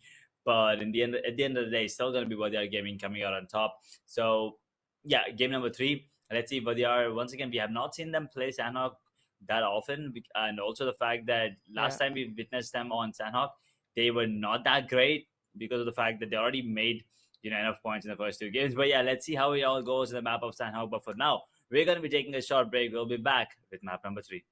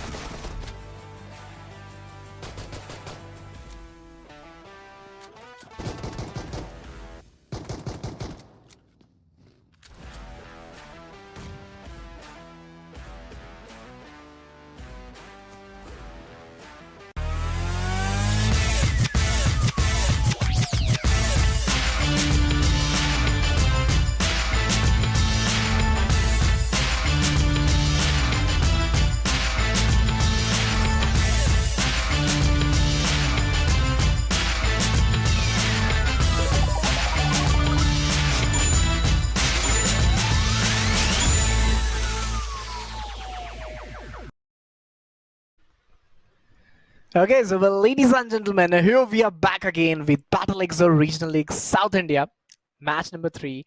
And here's your caster for the day, myself, Eagle, and alongside with my co-caster, Edge. Two matches are almost complete. 50% of the day is completed here, guys, and now we'll move toward the other 50%. So, Edge, what's your expectation from the other part? Ah, I'm expecting something similar, and by something similar, I mean let's take a quick look at the standings coming in so you understand what I'm talking about. It is Vadiyar dropping a 30 this time around. Placement points of 15, 15 finishes points, a massive total of 13. Nevin OP did their best, tried to keep up with the side of Vadiyar Gaming, but just wasn't enough. And 7 finishes, a total of 19. X Pain Gaming, now, another team that was also looking really good up until the end, but then you or any other team, it's just not enough to take down what they are Gaming, especially when they are in a form like this. 15 total points, thanks to 5 finishes for that. For them, Star Nixon Gaming, 8 placement points, 6 finishing, then total of 14. Team Others, 6 plus 6 equals 12. Orient Gaming, 4 plus 4 equals 8. Asaf Gaming, 1 placement point, but they do have 4 finishes and a Yeah. total of 5. Mayur Gaming have 2 placement points, 1 finishing points, and a total of 3. Malu Winner have 3 points, Bravo have 2, Maman 2, Boom, Bang, Bijou also have 2. Smitha plays, again, unfortunate performance coming in from them, 1 point. Xnos Gaming also just 1 point. Kisa 2OP also have only 1. KMC Government this time around, they started off looking like, they have something in head, but unfortunately they were caught out in I would say a mishap. But yeah, KMC comment, they do not have any points, unfortunately, which is gonna affect their overall standing moving on. But for now, I want to take a look at who the MVP is. Is it gonna be Manti again, Ego? Well, it's not Ah, Manti. There's not a big difference. It's Manti, Maxi. The players are from the same team. Last time it was Manti with those 7 finishers point into his side, and this time it's Maxi with few more, total 9 into his side, and he'll be the most valuable player of the second match of Miramar. But now 50% of the day is over. If we talk about the other 50%, which will be the map of Sanok. I think it's going to be really very exciting, and some teams, few players also have a chance to get a comeback because this map of Sanok, well, this is always a map of comeback. But if we talk about the overall standings, Vadya Gaming, well, they are ruling the points table. 55 points, 32 finishes, 23 players points. Nevin OP, they are in the top two, but not in the competition with Vadiyar. 37 points in total, 13 finishes point, 24 place point. Udyan Gaming at those third position, 34 total points, 15 finishes, 19 place point. Mallu Weiner, 9 finishes point, 10 place point, total 19. Star Nixon Gaming, total 7 finishes point, 9 place point, 16. Xpin Gaming 15 with a rank of 6. Adarsh 12 with a rank of 7. KMC Comban 10 with a rank of 8. Bravo Gaming 10 points with a rank of 9. Boom Bam Vigil 6 with a rank of 10. Kicha 2OP 5. Mayur Gaming 5. Asaf Gaming 5. Smita Plays 3. Maman Gaming 3. And last but not the least, it's Xnos Gaming 2 with 16th position in the points table. yeah, unfortunately, and as I said, with that 0 point in the map of Miramar, KMC Comment, they have dropped down from their position to eighth, which is gonna be an hassle coming up for them again. But yeah, what they're gaming, they have been absolutely phenomenal. Never know POD and gaming as well. They are looking like one of the top contenders for the team for the number 1 spot as well. Malu Weiner, they have yet to showcase their wonderful aggression. They are playing it a little smart today compared to day number 1, where they were just going ham in the first 2 games and then playing off, you know, the three Yeah. and four with just utter ease. But today they have been met with their match. They've been met with the makers. It is the side of what they are gaming who have been performing out of their brain, out of the they're taking on every single player on the server as well. They're not scared. 1v4, 1v2, 1v3, 1v1, you name it, they'll take it. Then they will come out on top as well 9 out of 10 times. Game number 1, yes, they missed out on the chicken dinner by an inch. This time, well, they did cross that finish line. So they did get that chicken dinner. But moving on to Sandhog, I feel like it could go either way, and we have seen a lot of other teams pop off. Yep. We have not seen Vadiar be really good on that map, but let's see how this one goes. Well, of course, we haven't seen Vadiyar playing in the group stage because they played the first two matches and they left because the points were that much for the qualification. But in this match, they have to play, and I think if Vadiyar performed in the map of Sanok as well, I think this is done because they perform in Erangel, they perform in Miramar, and if they perform in Sanok, it's totally done for the other teams because the way they are playing, I think that is truly fantastic. And coming back to the fly path of the third match of the day, the map of Sanok, starting from those western parts of the regions, ending towards those eastern parts of the region, a little slightly biased towards those southern parts, I'll say. So major drop location could be seen around these regions: Camp Charlie, and Cave, Sami, Camp Bravo, as well Camp Alpha, Boot Camp. But what I believe, Edge, flypath doesn't matters a lot in, especially in Sanok, because what we talk about the flypath to reach the drop location, I guess however is the flypath, you can easily reach to your drop location by gliding because the map is so small. It gives you a upper hand to go anywhere, everywhere you want.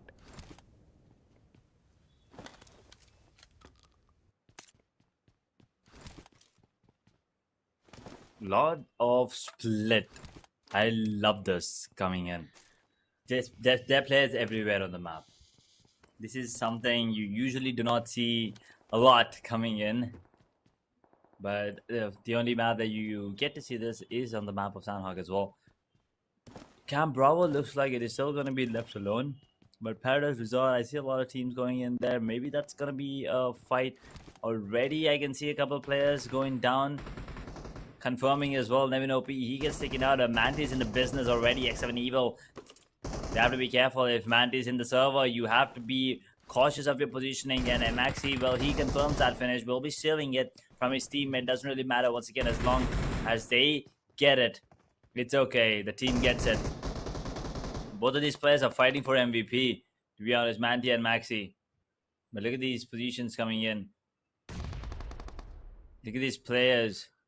Yeah. Split up, but still pretty. Look at Goku. Look at how well positioned he is, and look at the discipline. He's just giving away information to his teammates who are just trying to take him down, and that is exactly what Manti wants to do. Will also go for the revival on the dragon. This is perfect gameplay. Well, Paradise Resort, 3 to 4 teams, a war zone has been created here. Well, Govalan coming up with that opening grenade. They'll take down Goku.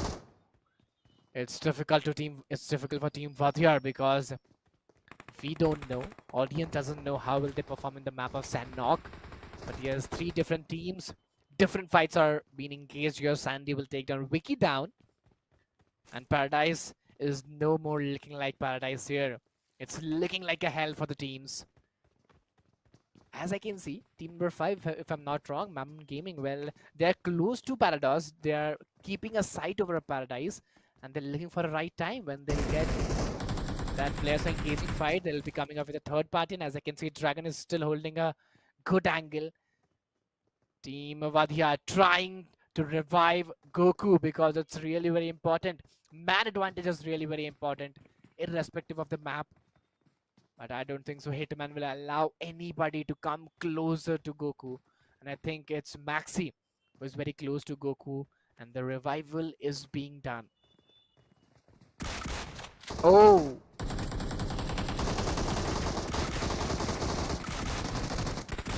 Oh boy.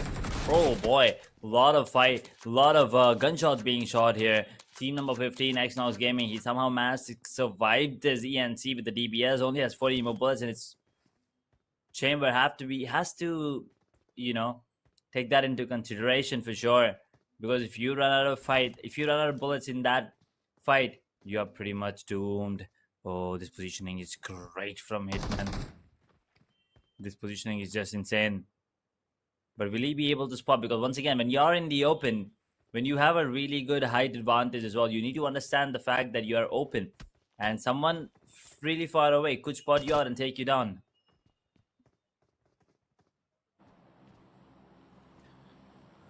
The 15 teams, 56 players, and there you go. You're coming up to take that scooter. Catboy, he came here to take a vehicle, take a scooter, to make his rotation easier.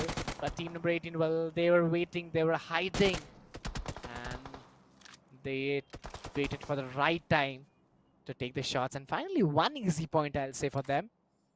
A easy positive start, but team number 14, they lose their one player. And now they're very alert that where could be the enemies. But PIX Raj will take down Ryzen. Some new teams coming up in the kill feed. Some new names are coming up. It's Vijay, Sasuke, different players, different teams. But at the same time, guys, our audience, I'll request you guys, please, if you haven't hit that like button, I'll request everybody to please go to hit that like button, subscribe the channel, share the stream with your friends, with your mates. Do show your support to BattleXO, to Esports Exo, because this is what we require, because your support is very much required to us for the morale boost, so we can bring some more tournaments, some more events for you guys. But coming back in the game, Paradise Resort is still exhausted by 4 teams. And Winter will coming up with the opening knock, aka ENC has been spotted, and if I'm not wrong, Goldboy has been also been spotted, moving in with that DPS in his hand. It's really very difficult. Team Vadiyar, well, they will try to take the revenge. Hitman is barely survived for 10 HP. ENC has been eliminated. Govlan will come in, take down Gavin down. He's also surviving on those 2 HP. And Goldboy NC, he's the Lone Ranger for the team. Still waiting in. Team Vadiyar, very aggressive. And this time, what I can see, what is different, that Team Vadiyar has lose their one player in the early phase itself.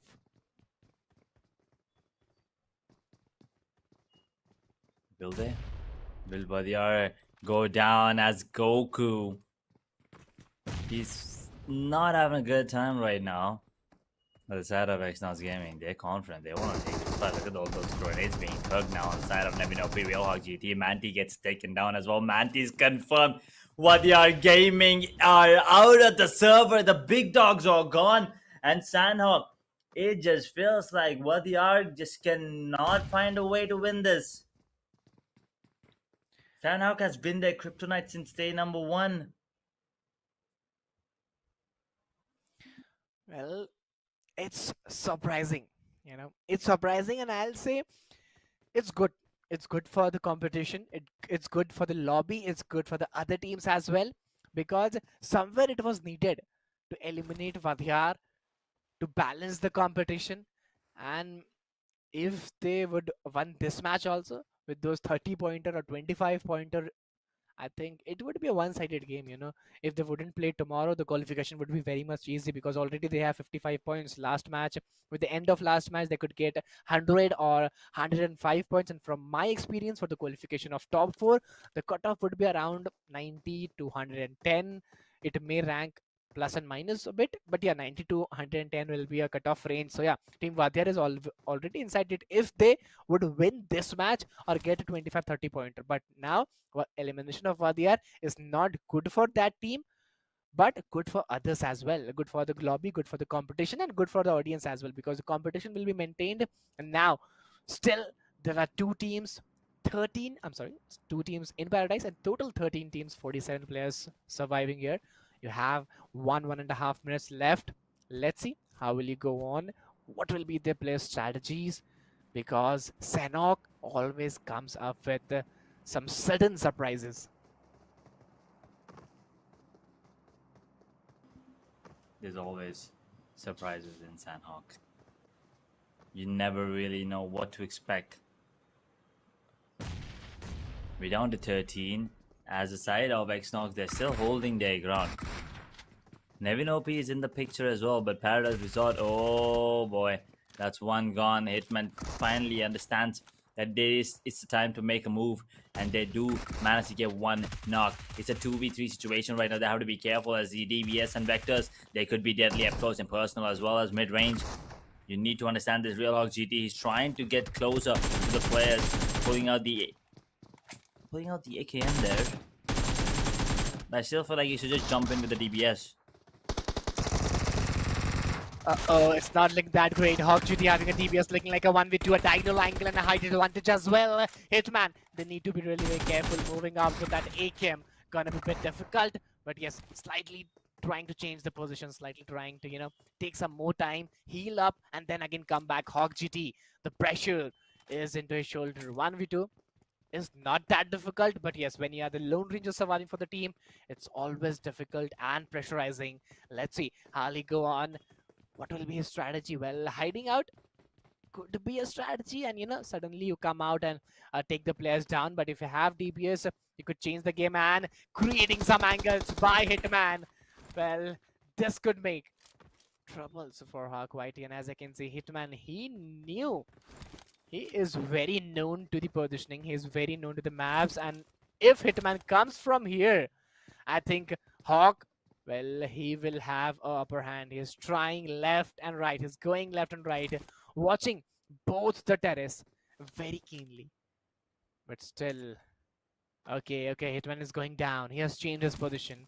And now Hawk knew that the change of position might come up with some unique thoughts by the opponents. And yes, some damage has been taken. He's again changing his position. 13 teams, 43 players. Hitman spotted Hawk, looking like a 1v1. DBS in his hand. He's waiting for a while, but Bod Boy, well, he's also very close.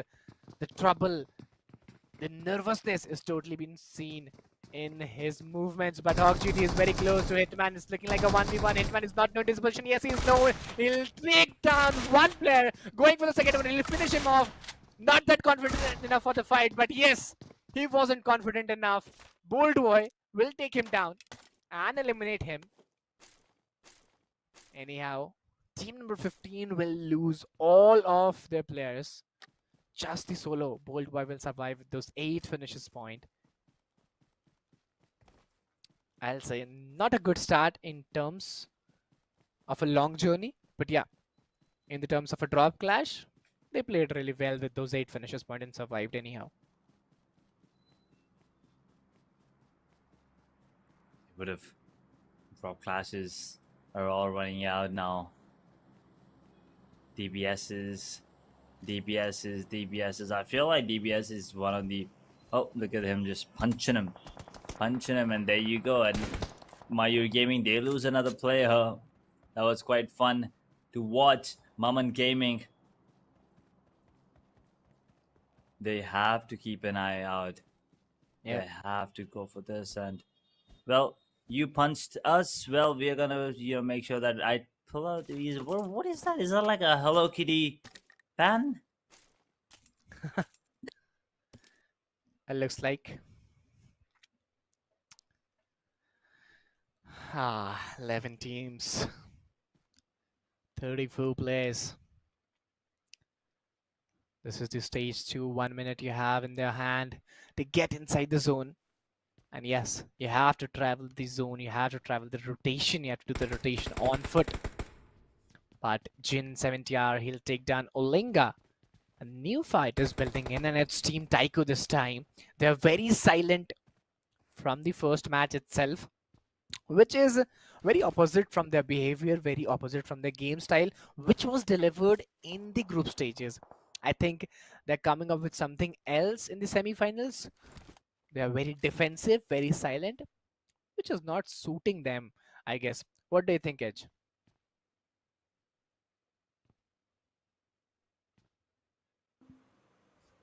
Corey, and other players you need to keep an eye out for, because you once again will be, in the range of multiple teams here as the circle is now collapsing.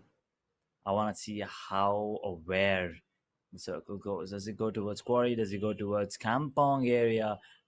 Nope. It is good. It is definitely going towards Quarry, right in the center again. So whoever is in these positions are pretty safe.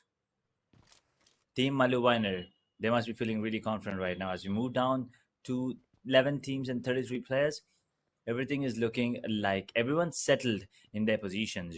Everyone's looking really confident. Everyone's really packed with whatever utilities they need. And just as I actually look at God, and he does not have a lot of utilities to work with. 4 grenades, 3 smokes, 3 mollies on ML Sam. That's a lot, but BWGDO, he spotted out But here's the thing, once again, you cannot confirm that finish, which means you just gave away your position, Odeon Gaming. And now they could be third party, and they have to be careful. Yeah, you have to be very alert, attentive at this point of time, because this is stage 3, and after this, the zone size, the zone shrink will matter a lot. Oh, that was very sharp. Just 2 shots off M416 by 7 R2R, and it took down one player. We all know, I think elimination would not be done, but that shot was very cheeky and very sharp. Team Taiko somehow trying to engage themselves in some fights right now at silent position, holding a compound very well. But 11 teams, 33 players on an average.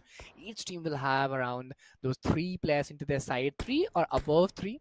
But if we look at an average, we could move with 3 players. So yeah, stage 3, 1.5 minutes is still left there. Just keep a hold. Just keep a good position over there.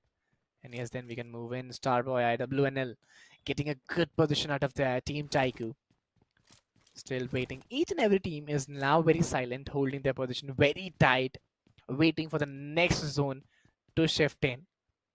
Not trying something new or anything that could make their position point or their finishes point into risk.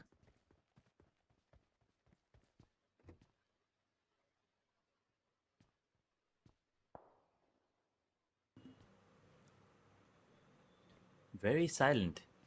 Something you Yep. usually do not see on the map of Sandhawk, if you ask me. Yeah.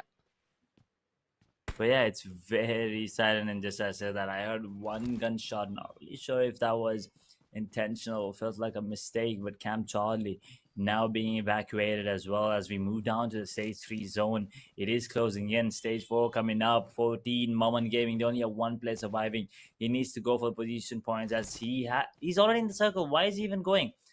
Oh, he's crossing it. This is dangerous. If anyone spots him right now, he's dead meat. Well, right now 11 teams, 33 players. They're waiting for the zone to shrink. 17 seconds are still left there. And as I can see, well, a new zone formation would challenge the teams because 11 teams, 33 players in the stage, 4 or 5 if I'm not wrong. You have to keep a good hold. You have to keep a good eye on the opponents. But team number 3 very close to the opponents. A new zone formation, almost 3, 4, 5 teams from 11 are outside of the zone. 3 to 4 teams are inside the zone. But Sasuke pinning out a grenade towards Neon. And that will not make a connection. But somehow Sasuke knows the position of opponent. So yeah, this is useful. And Neon, he needs to be prepared for this fight. Or he can change the position. Underwater, you can change your position because JD is live moving in with that STL. No, he's not moving alone. He's moving with his teammate. The one pick is being taken down, and it's looking like a 1v1, but it's a 1v2. Team number 18. Well, they'll get this one single pick very easily.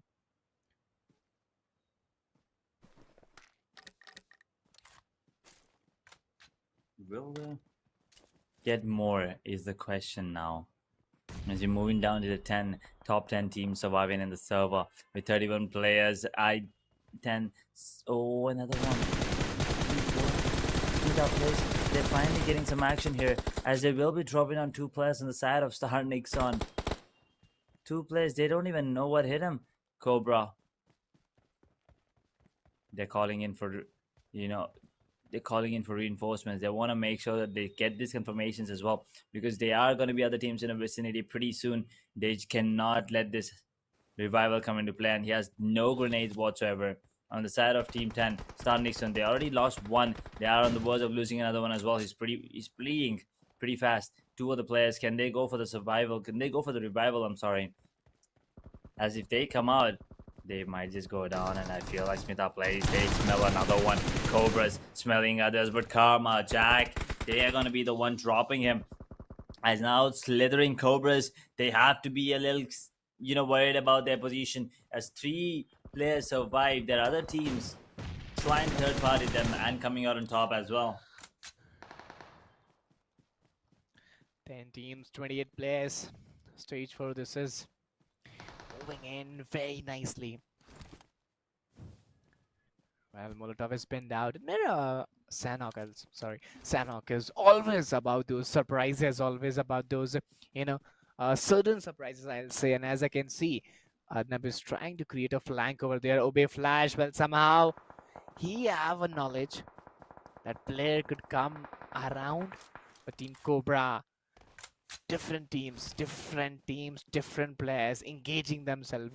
The smokes play a very prior role in Sanok, but there comes the opening knock. Joker, well, he'll take one player down. It's Jack, and it's time for Team Cobra to spit the poison out, take the team number 13 out of the game. And there you go, Falcon was trying to do something extra, and it's what some other team who will backstab them down and show the way towards the lobby. 9 teams, 25 players are still surviving in the lobby. Query, well, this is the region acquired by few teams, but Arnab now his position is revealed. I don't think so he'll be able to survive for a longer period of time, because Team Cobra, they totally knew his position. Those throwables will work out somehow. And 9 teams, 25 players.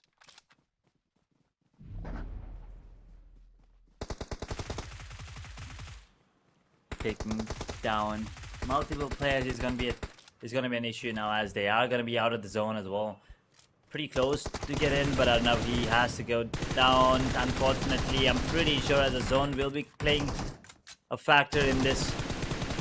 He is going to be knocked outside in the meanwhile. Oh, wow. The play zone actually got that confirmation. So that point, unfortunate. Side of Smita players are not going to be happy about it, but they're not going to be sad about it either, because they did somehow manage to survive for as long as they could. 8 teams now, as 22 players are still surviving.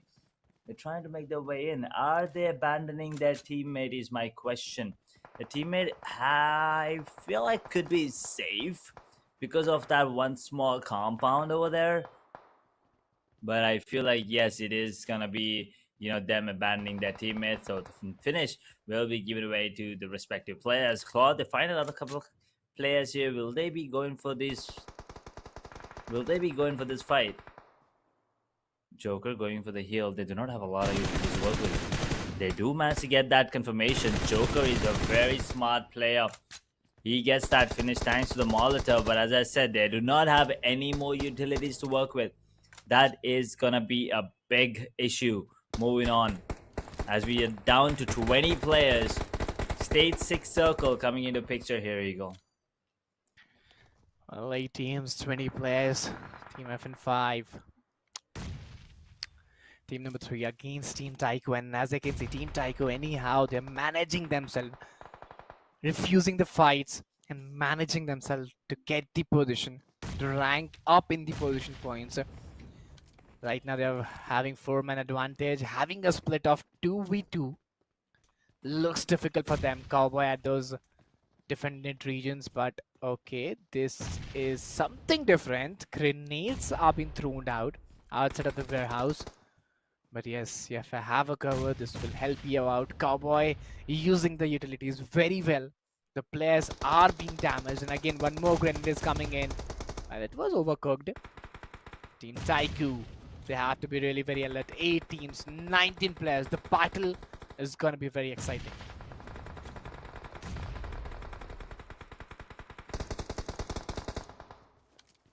The battle is going to be exciting indeed, as we're moving down to the final zone pretty much. I'm pretty sure it's going to be chaotic, as we are down to 18 players now in this very small zone towards this quarry area. At the side of Madhuwana, they're going to be coming in. The nades are going to be barraged onto them. They are taking a lot of damage now. The heals are going to be coming in. The team with the massive advantage is going to be the one with a lot of utilities, as the grenades will be reigning supreme here in the final zones. As you always know, DBS coming into picture, M4 confirming that finish on the Joker, and I feel like that is going to be the end of the side on the side of Smita players there, as they are losing players left, right, and center. Taiko Cowboy is going to be careful, has to be careful here as a play zone. Does manage to take down another player on the side of Bolt Boy. Taiko, they're losing players. The only one surviving right now is going to be Cowboy himself, as we're down to 4 teams in a blink of an eye. 4 teams have been eliminated, as Krania also hits the deck. They've confirmed all the players.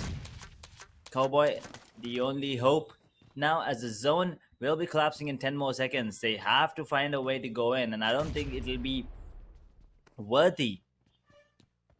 Yeah, I don't think Cowboy can actually make it back into the zone. If he somehow survives one more fight, I think that is a great, a deal here because he'll be getting 2 more points and that's about it. Right now, we're here with 4 teams and 10 more players surviving in the smallest of zones. Well, 4 teams, 10 players.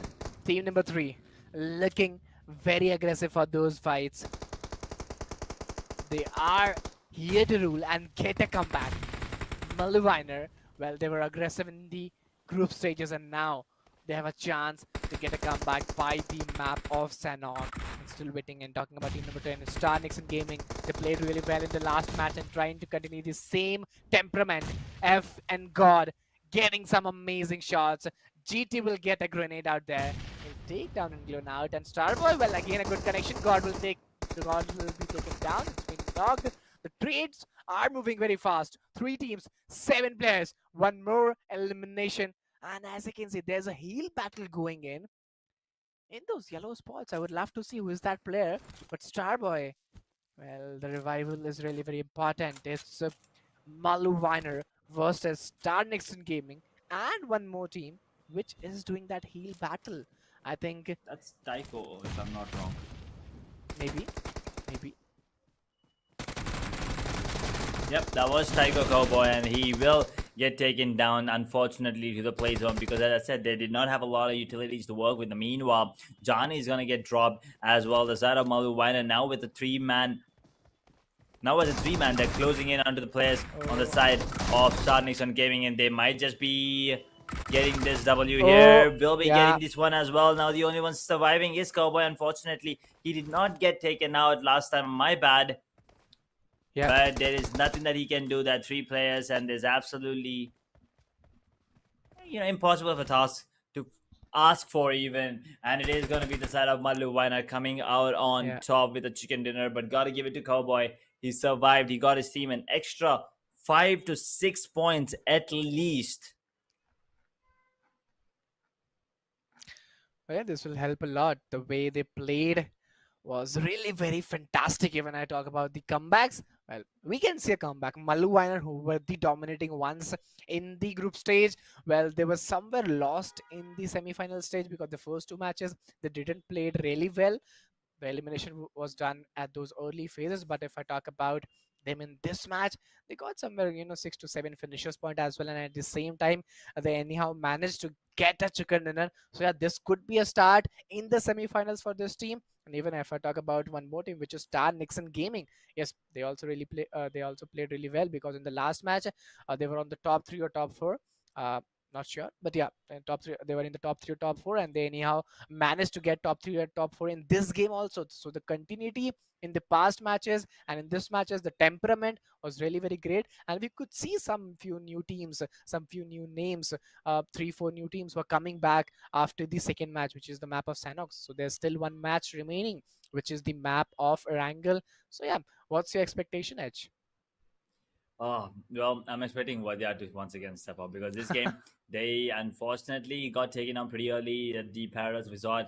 But yeah, I mean, Xnox Gaming, they were doing really good. They were, really adamant about their positions and they did come out on top as well.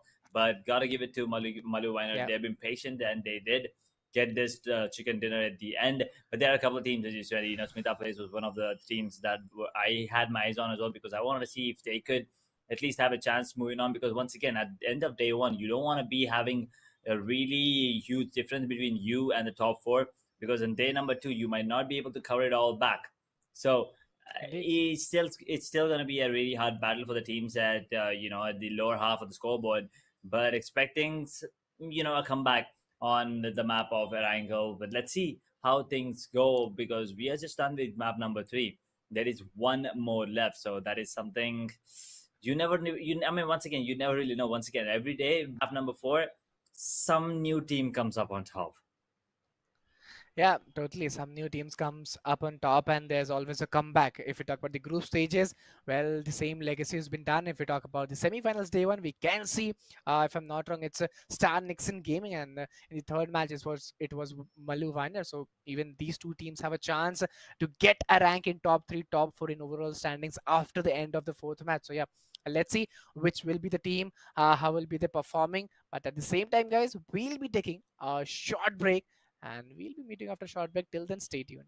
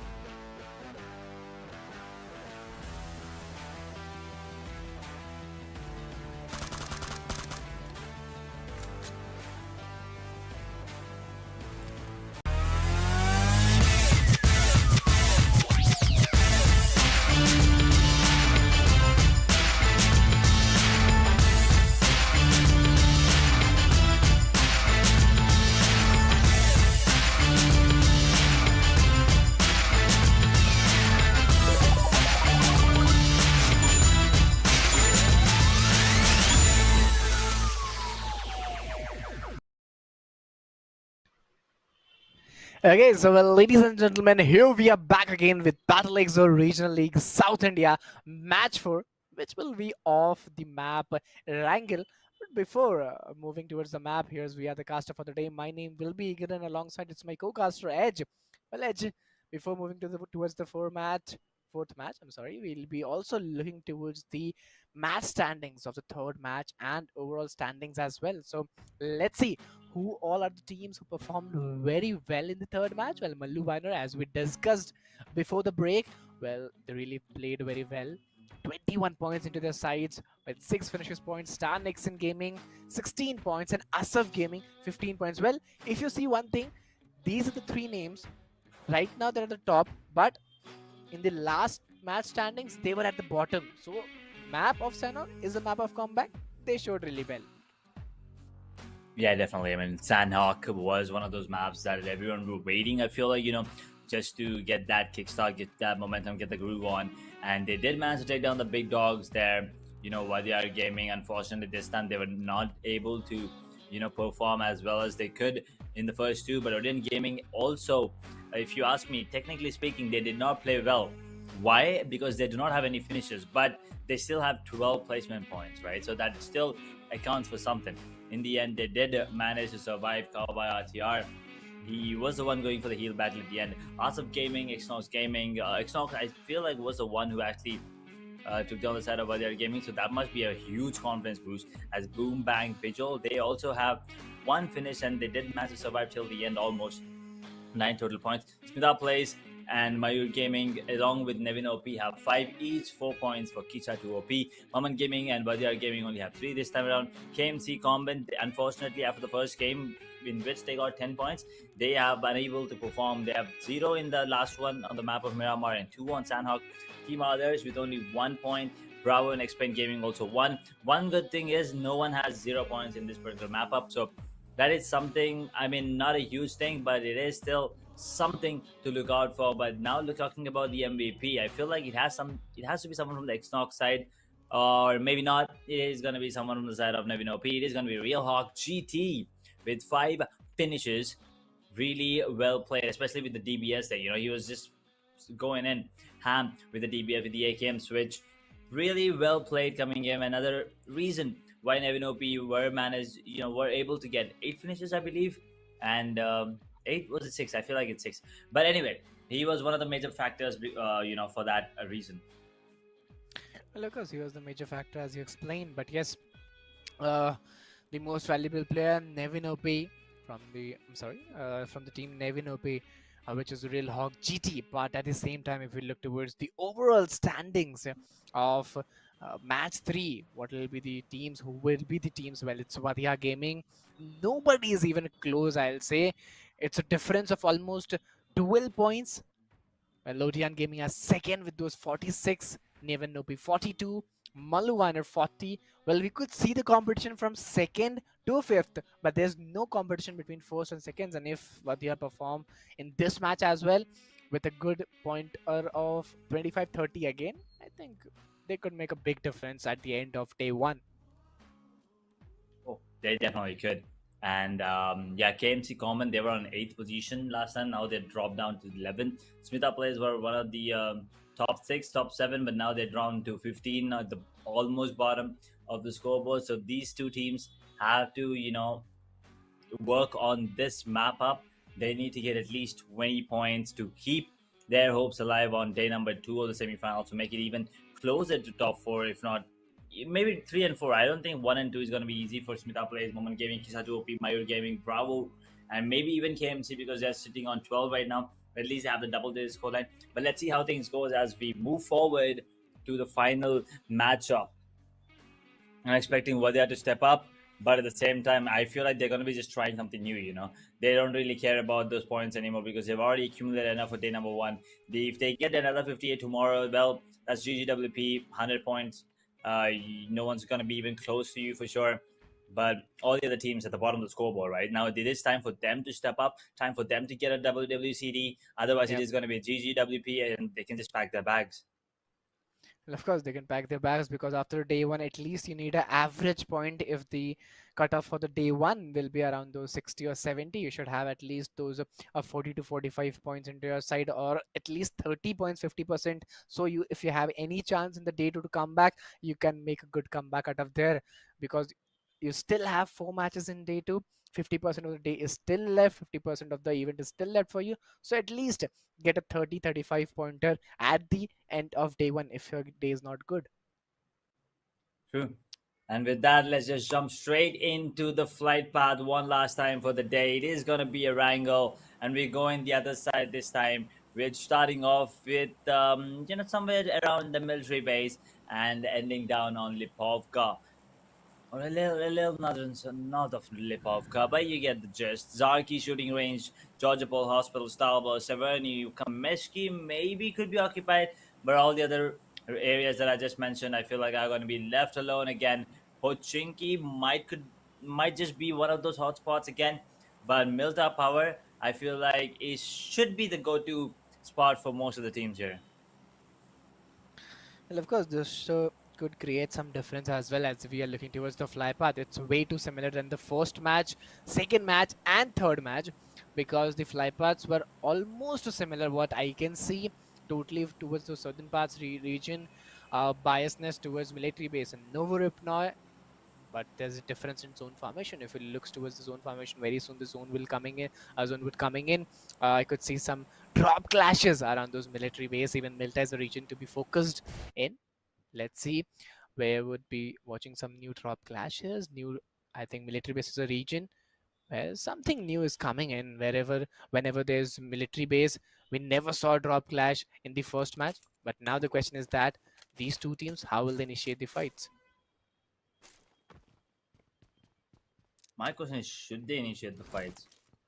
It's not going to be Yep. easy for sure, but let's see. And the circle world is gonna be fun.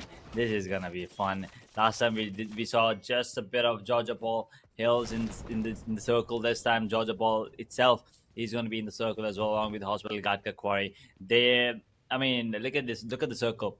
Over 70% of the circle is completely unoccupied. So this is gonna be a massive rotation coming in from all these teams, all these players. So I think the first zone, as you said, might just be Yep. teams fighting amongst each other, but the second zone will once again determine how teams are going to play. Also, that's a beautiful skin coming in from God. Well, indeed, what we can say is a good fight can be built around those military base regions because the way players are moving in towards each other, the intentions are quite clear that they're here for the fight. And finally, Team Taiku, well, they are here with a vehicle. They want that player should know that they're coming in. They got the vehicle very early, looking like a 1v2. Well, it was savvy. He took down one player, but Emil Star, he'll get a one-on-one back on trade. Emil Star going for the second one is DBS. Now it's S12 girl versus UMP45. He did an amazing 1v2. But there's one more player.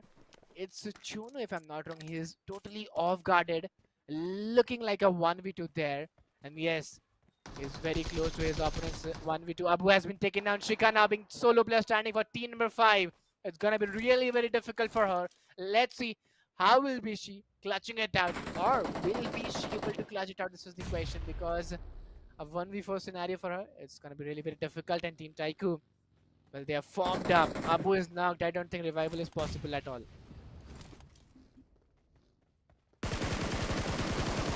Revival might not be coming in anytime soon. At the time, as a side of Bravo Gaming, they get eliminated.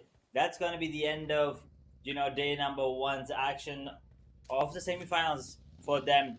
They can now just sit back, watch the game, try to come with a different game plan next tomorrow, because for today, it's over for them. It's lights off, and the side of Odeon Gaming, what a start this is for them. Well, I'll say they got the chicken dinner in the first game, Odeon Gaming. And after that, the two games were very quiet for the team. And if I talk about this match, well, they got a pretty good start over here. And now the question is that the way they started today's day, I think if they end the day by the same note, I think they would land around the second position, even first, if this is the game of a 30 pointer or 25 pointer. But coming in Yasna Poliana, team number 9, 4-man standing, having a decent loot out of here. No finishes pointing to their side. 15 teams, 58 players are still standing. You have 1.5 minutes left for a new zone formation. And let's see how will you move on. Knock area is gonna be, a home for the side of Mayuri Gaming as of now, as they are already in the zone as well. Stage one circle coming in, as we are in the creator stage, but moving to the underdog stage. If you want to register yourself and get yourself in a match as well, take out your smartphones, get that scanner out, scan the QR on the right hand side of the screen. You can download BattleXO from Google Play Store or the Apple App Store and register yourself for the underdog stage, and maybe if you're good enough, if you prove you're worthy, you can also be playing amongst one of the top teams, one of the top players in India, in the region, in the regional qualifiers as well.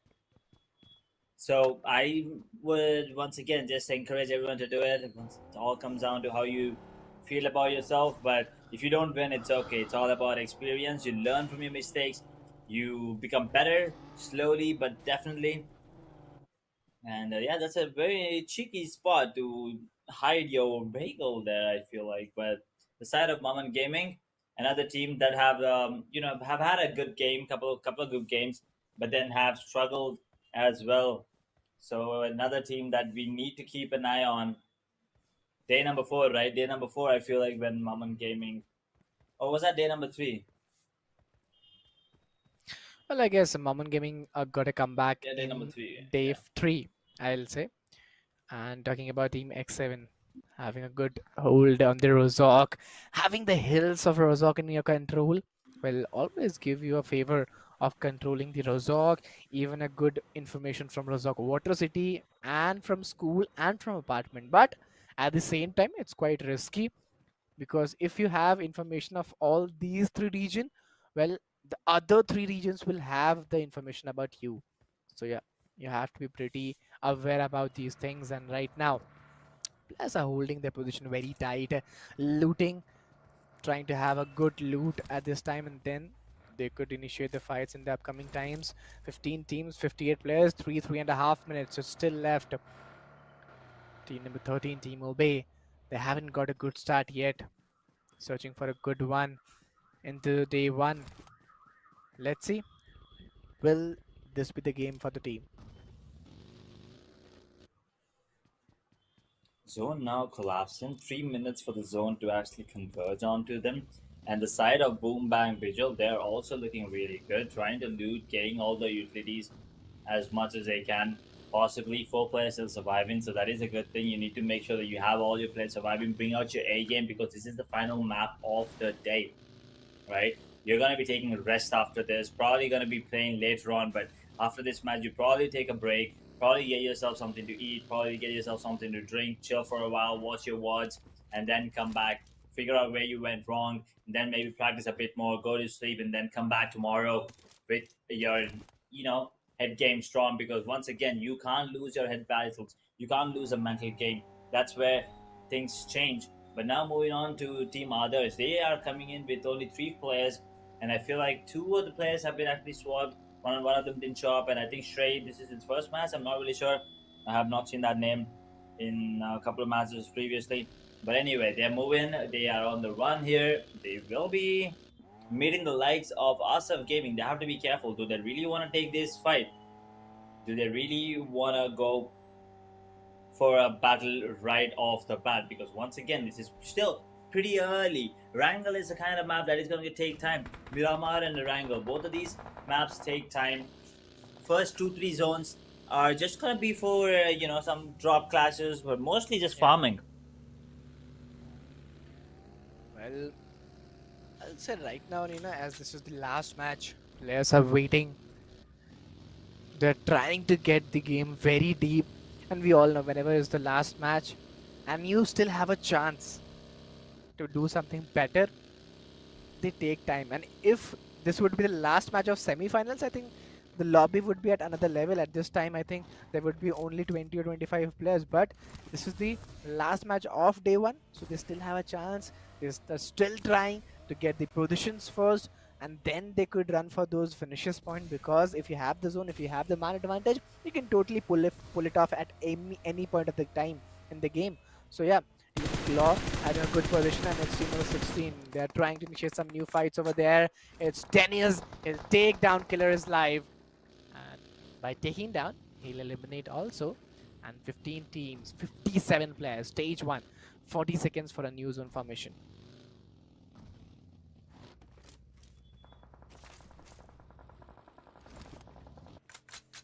Boy, oh boy.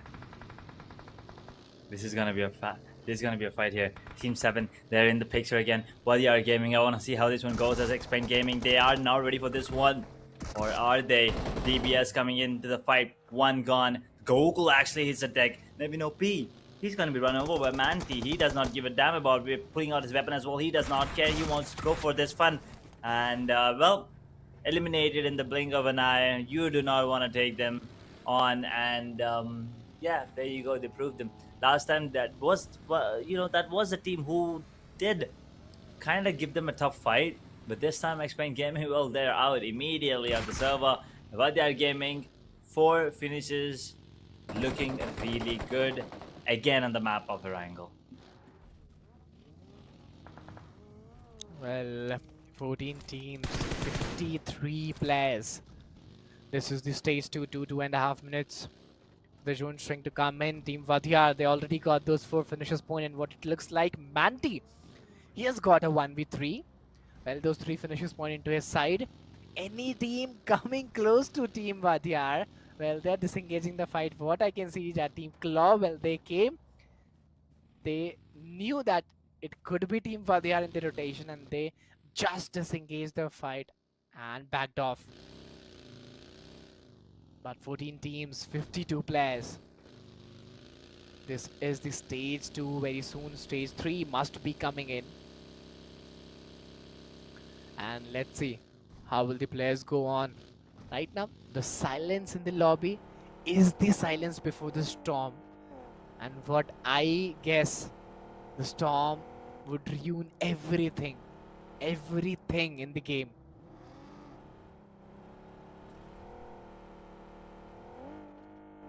Boy. Maman Gaming, as we move down to stage number 2. They're already in the zone. They're trying to find a... Oh, they're actually pretty close to the zone, I'm sorry. They're trying to find a good spot now. Making their way in, they're pretty safe. It's still pretty vast, the circle. There's still a lot of areas where I feel like a couple of areas are still unexplored. So you can still go for that loot. But, oh boy. Team 3, Malu Weiner.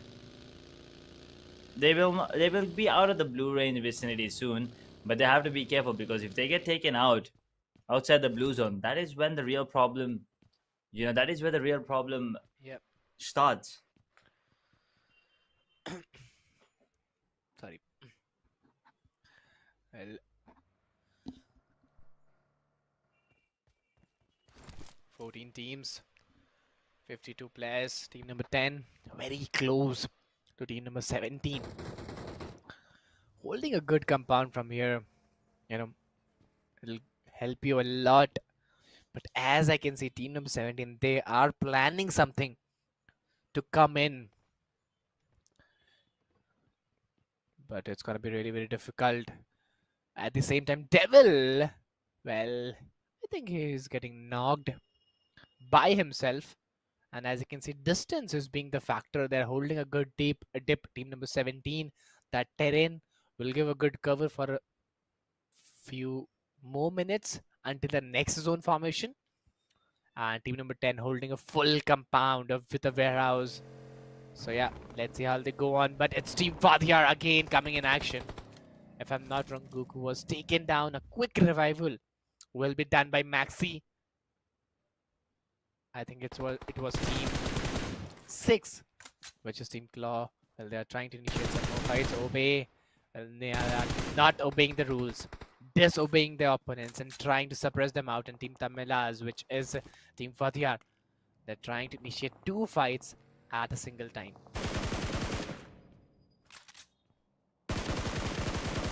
Ooh, Phoenix. Unable to land that. But we'll be dealing with the damage now. Team Others, they have to be careful here because they do not want to take on the likes of Vadyar Gaming. They do not understand, once again, who exactly it is because you can't really distinguish players. Magaka is going to be another hot spot here as the stage 2 circle is now collapsed in stage 3. Everyone has to be on the run. Everyone has to be very cautious, and predicting the zones is going to be another thing that these players have to come up with, because if you predict the zone pretty clearly, right, if you play the zone correctly, you might just be the one already at a position advantage, and then moving in. If anyone's coming into the circle, you can just knock him out. And if they get knocked out of the blue zone or in the blue zone, right, in like stage number 3 or 4, that's going to be dealing a lot of damage. So they not only have to worry about you, they also have to worry about the time factor because of the blue zone dealing a lot of damage. And you usually see teammates just letting their teammates go because of the fact that the blue zone is dealing a lot more damage when compared to the stage number 1, 2, or even 3. Indeed, of course, you have to stay inside the zone to get the good position and avoid the damage of blue zone. But looking at the OB position, they haven't secured any finish point yet. Very quiet for the time being, and 2.5 minutes is still left. Moving very silently, very slowly, steadily, and players are avoiding the fights. They're trying to get the most of the results from this last match of day 1. But yes, as I can see, those southeastern parts of the region, a lot of cluster around the teams. It's Star Nicolin, Team TT, which is Team Vadiar. Even in the central parts, around Team Cobra and Team Intern. Different teams, different players, and different engagement. But at the same time, guys, if you haven't hit that like button, please do so. Please do subscribe the channel as well. And TT Maxi OP, which is Team Vadiar. Well, they'll get those opening knocks. Dragon, well, he'll also get some more picks. Team number 17 looking in trouble. Kicha 2 has been taken on Ryzen. Now being that solo player standing for the team, it's gonna be really, really disturbing for him. Hiding in the shack will not help him out for a longer period. And those early smoke grenades, well, this will not help him. There's no way to come out, and finally it's Team Vadiar again in the kill feed, winning some new fights. 8 finishes point without losing any player. Almost on top 13 teams.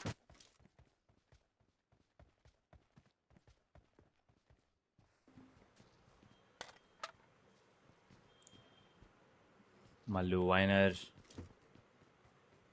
will be getting themselves back on their feet, getting everything they need as well. The loot coming in.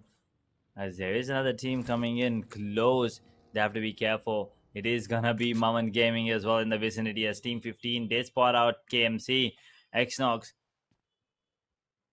They are a man down. I wouldn't say down once again. They just came in with only 3 people in the server, right? So they have to keep it simple, keep it safe for them as they move into the stage 3 zone. I can see the map is glitching a little bit for the audience, for me as well, of course. Yep. But that's okay. Once again, map glitches, but if the game glitches for them, they might just go out. Team 3, Malu Weiner have to be careful as 14, Maman Gaming, are they finally trying? No, never mind. It's actually Nevin OP squad. They're in the picture as well. They're third party in the side. Oh no, Malu Weiner, they're in a lot of trouble now. They have to be cautious. Side of Smita plays also in the vicinity. It's an entire gangbang now, Eagle.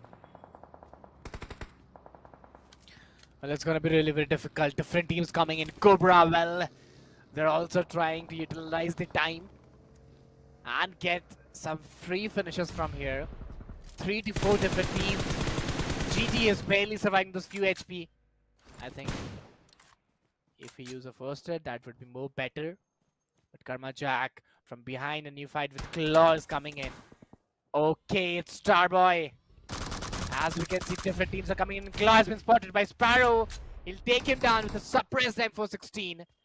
GT very close to him. Can finish him off. 12 teams, 44 players. We could hear some sounds of grenades and throwables as well coming in action. And Team Cobra, well, they entered the fight at wrong time, because this was not a time to enter in the third party. Well, Sparrow, he's having a great position. He could see and observe and attack at the same time at 2 different teams. And it's Team number 14 and Team Cobra. And they're trying to initiate some more fights. Cat the boy. That was very fast and quick. He's barely survived those 1 HP. He'll try to finish him off. And yes, he'll finish him off. He'll quickly take out the first hit and use it. But still, Nox has been taken down from his team. A revival is very much needed to maintain the man advantage. 12 teams, 39 players. Neon coming in with that EMP45, a very good weapon in the close range. But it's looking like a 1v1. No, it's a 1v2. And the Gato has been taken down. And it's Nox. The revival has been very much required. Neo still waiting in different angles, different position. Those smokes are confusing the players. The footsteps are very difficult to understand. And what I see, the player is at the top floor. It's Joker. Let's see for how much more time he can hide in. Not a viable thing to do, but yeah, he's trying to survive for as long as he can. Smith up play once again. Another squad that has been struggling to put some numbers on the board. Maman Gaming. They want to end this, and that grenade might just do that. Yes, there you go. That was a grenade from hell. That is going to be the end of Smith up plays as the players. Unfortunate once again. They wanted to go for a third party, fourth party, but they were the one getting smashed. As we move down to top 10 teams now, 33 players is surviving. Nox and 8. He's going to be going for the revival here. But they have to be careful. Maman Gaming, they're playing it really smart. I do not understand how they still have all 4 players surviving. Yes, one is on their knees. He's going to be back to revival. There you go. He's going to be revived. But what a game this has been from Maman Gaming. This is just amazing gameplay coming in. Surviving. Making sure that they deal damage as well in the meanwhile. And positioning. They're playing it smart.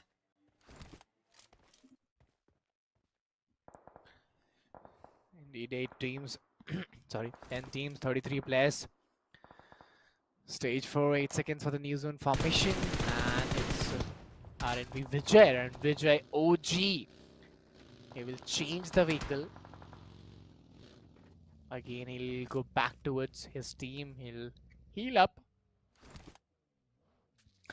137 meters to get inside the zone. And let's see what will be the strategies. 10 teams, 33 players.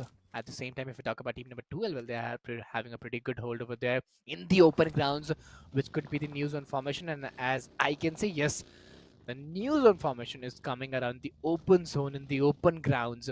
And you should have a lot of smokes, a lot of utilities, vehicles, and that would be more best if you have 4 vehicles with 4 different players. The more number of vehicles, the more area you can cover, and a good cover could be created as well. So let's see how will the players utilize these scenarios. But Falcon, somehow he has the information that team number 10 is hiding around those bushes and those stones.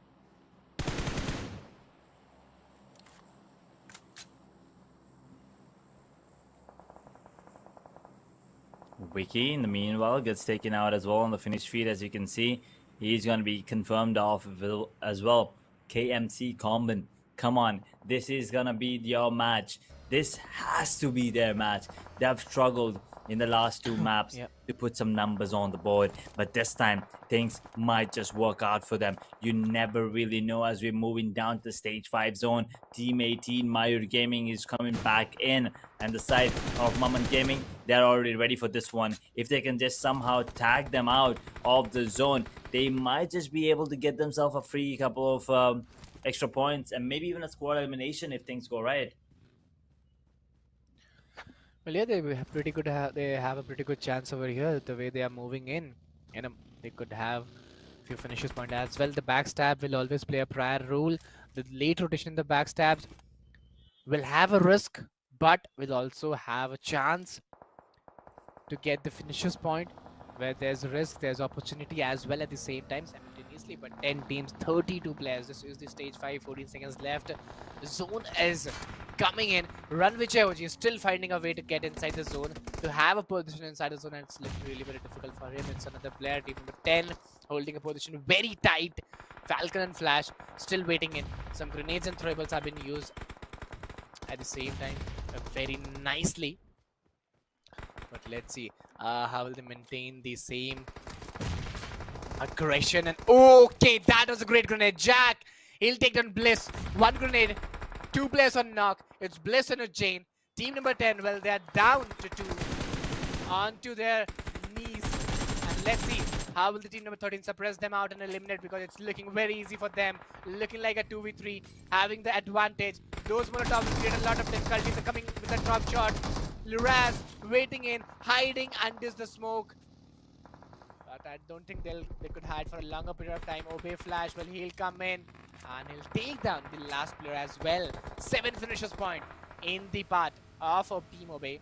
And yes, the comeback which was needed by the team at the end of day 1, well, I could see by Team Obey.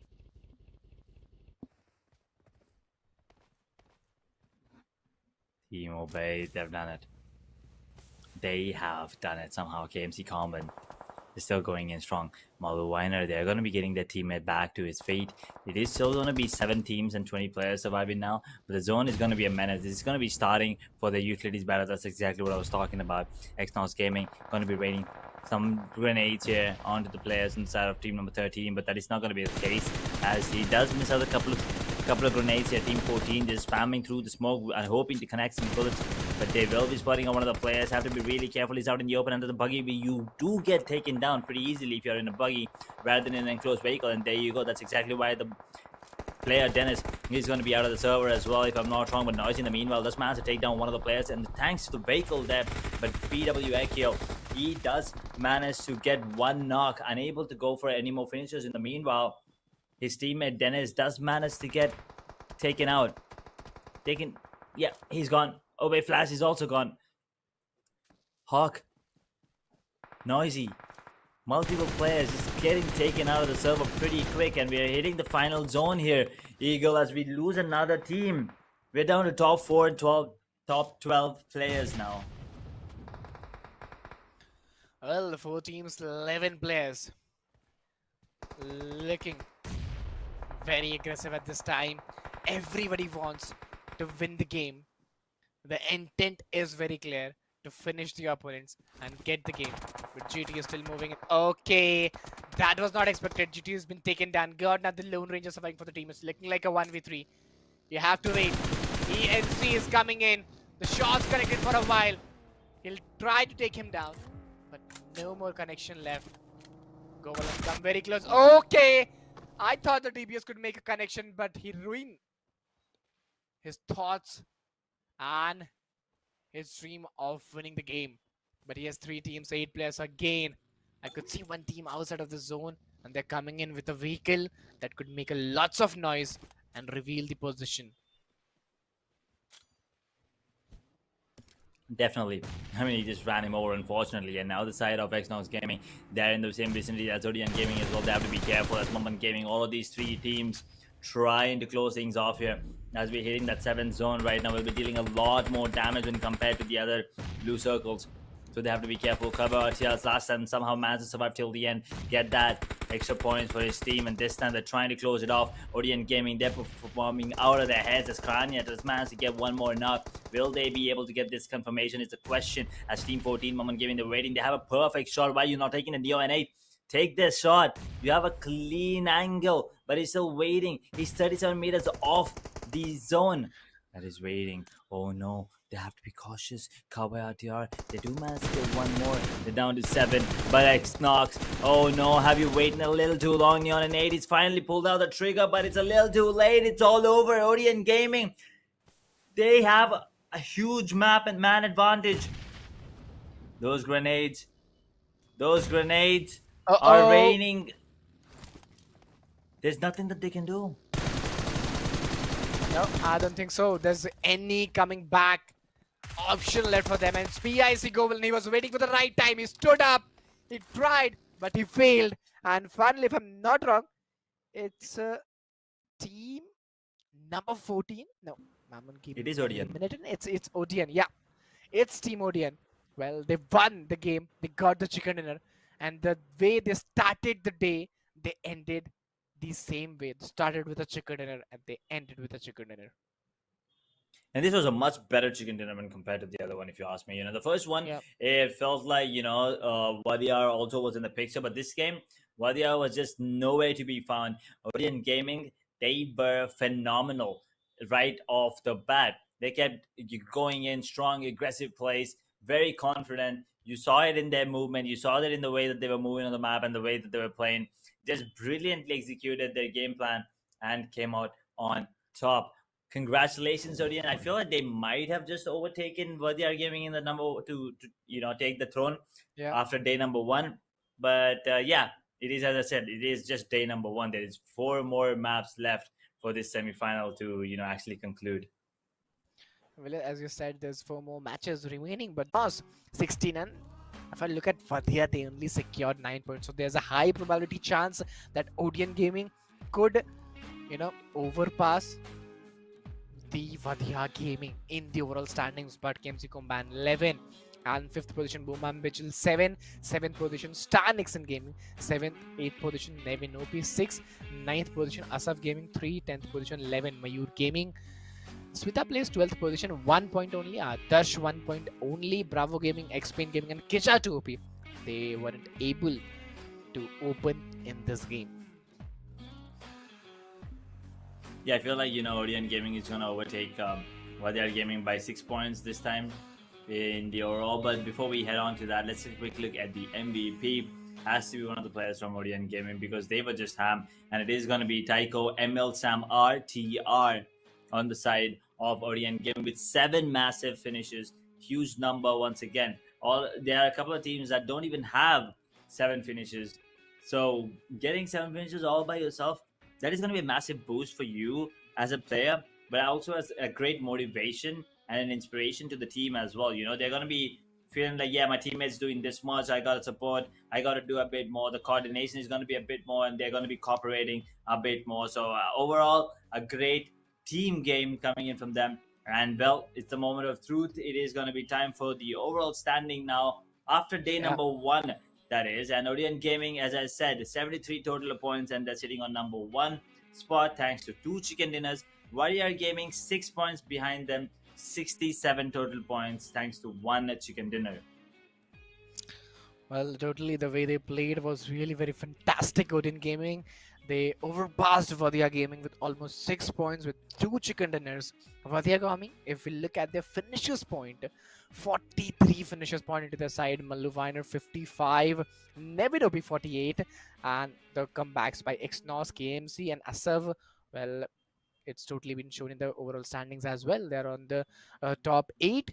But Boom Bam Bijil 22 points, Mammon Gaming 21, X-Pain Gaming 16, Team Adarsh 14 into their side, and from 13 to 16, it's going to be really very tough for them in the day 2. Yeah, for sure. I mean, Smita plays. They unfortunately struggled, and it's just been a struggling day for them. But KMC Common now from 11th position, they're back to being 7th on the board. That is a good jump, if you ask me. Moving on further, and day number 2 could just be, something that they should work on a little more. And it feels like KMC Common, along with Asaf Gaming and Boom Bang Visual, even maybe Maban Gaming, because they also have 20 plus points, could be one of the teams that could possibly be in the top 4. But that also should mean that Maluwana and Nevin OP, these two teams, they need to perform Yeah. really bad for the other teams to actually play, actually get that number 3, number 4 spot. Well, totally. The way they played was very, very fantastic. Dan Gaming, Vadia Gaming, Mallu Viner. Well, Mallu Viner was lost in the first match, and in the second match, the comeback almost came in the third and the fourth match, which was very great. And now, with those 55 points, they have a chance to win and to qualify as well, because the qualification will be of top 4. But uh, at the same time, if I talk about the day 2, well, it's going to be really, very exciting.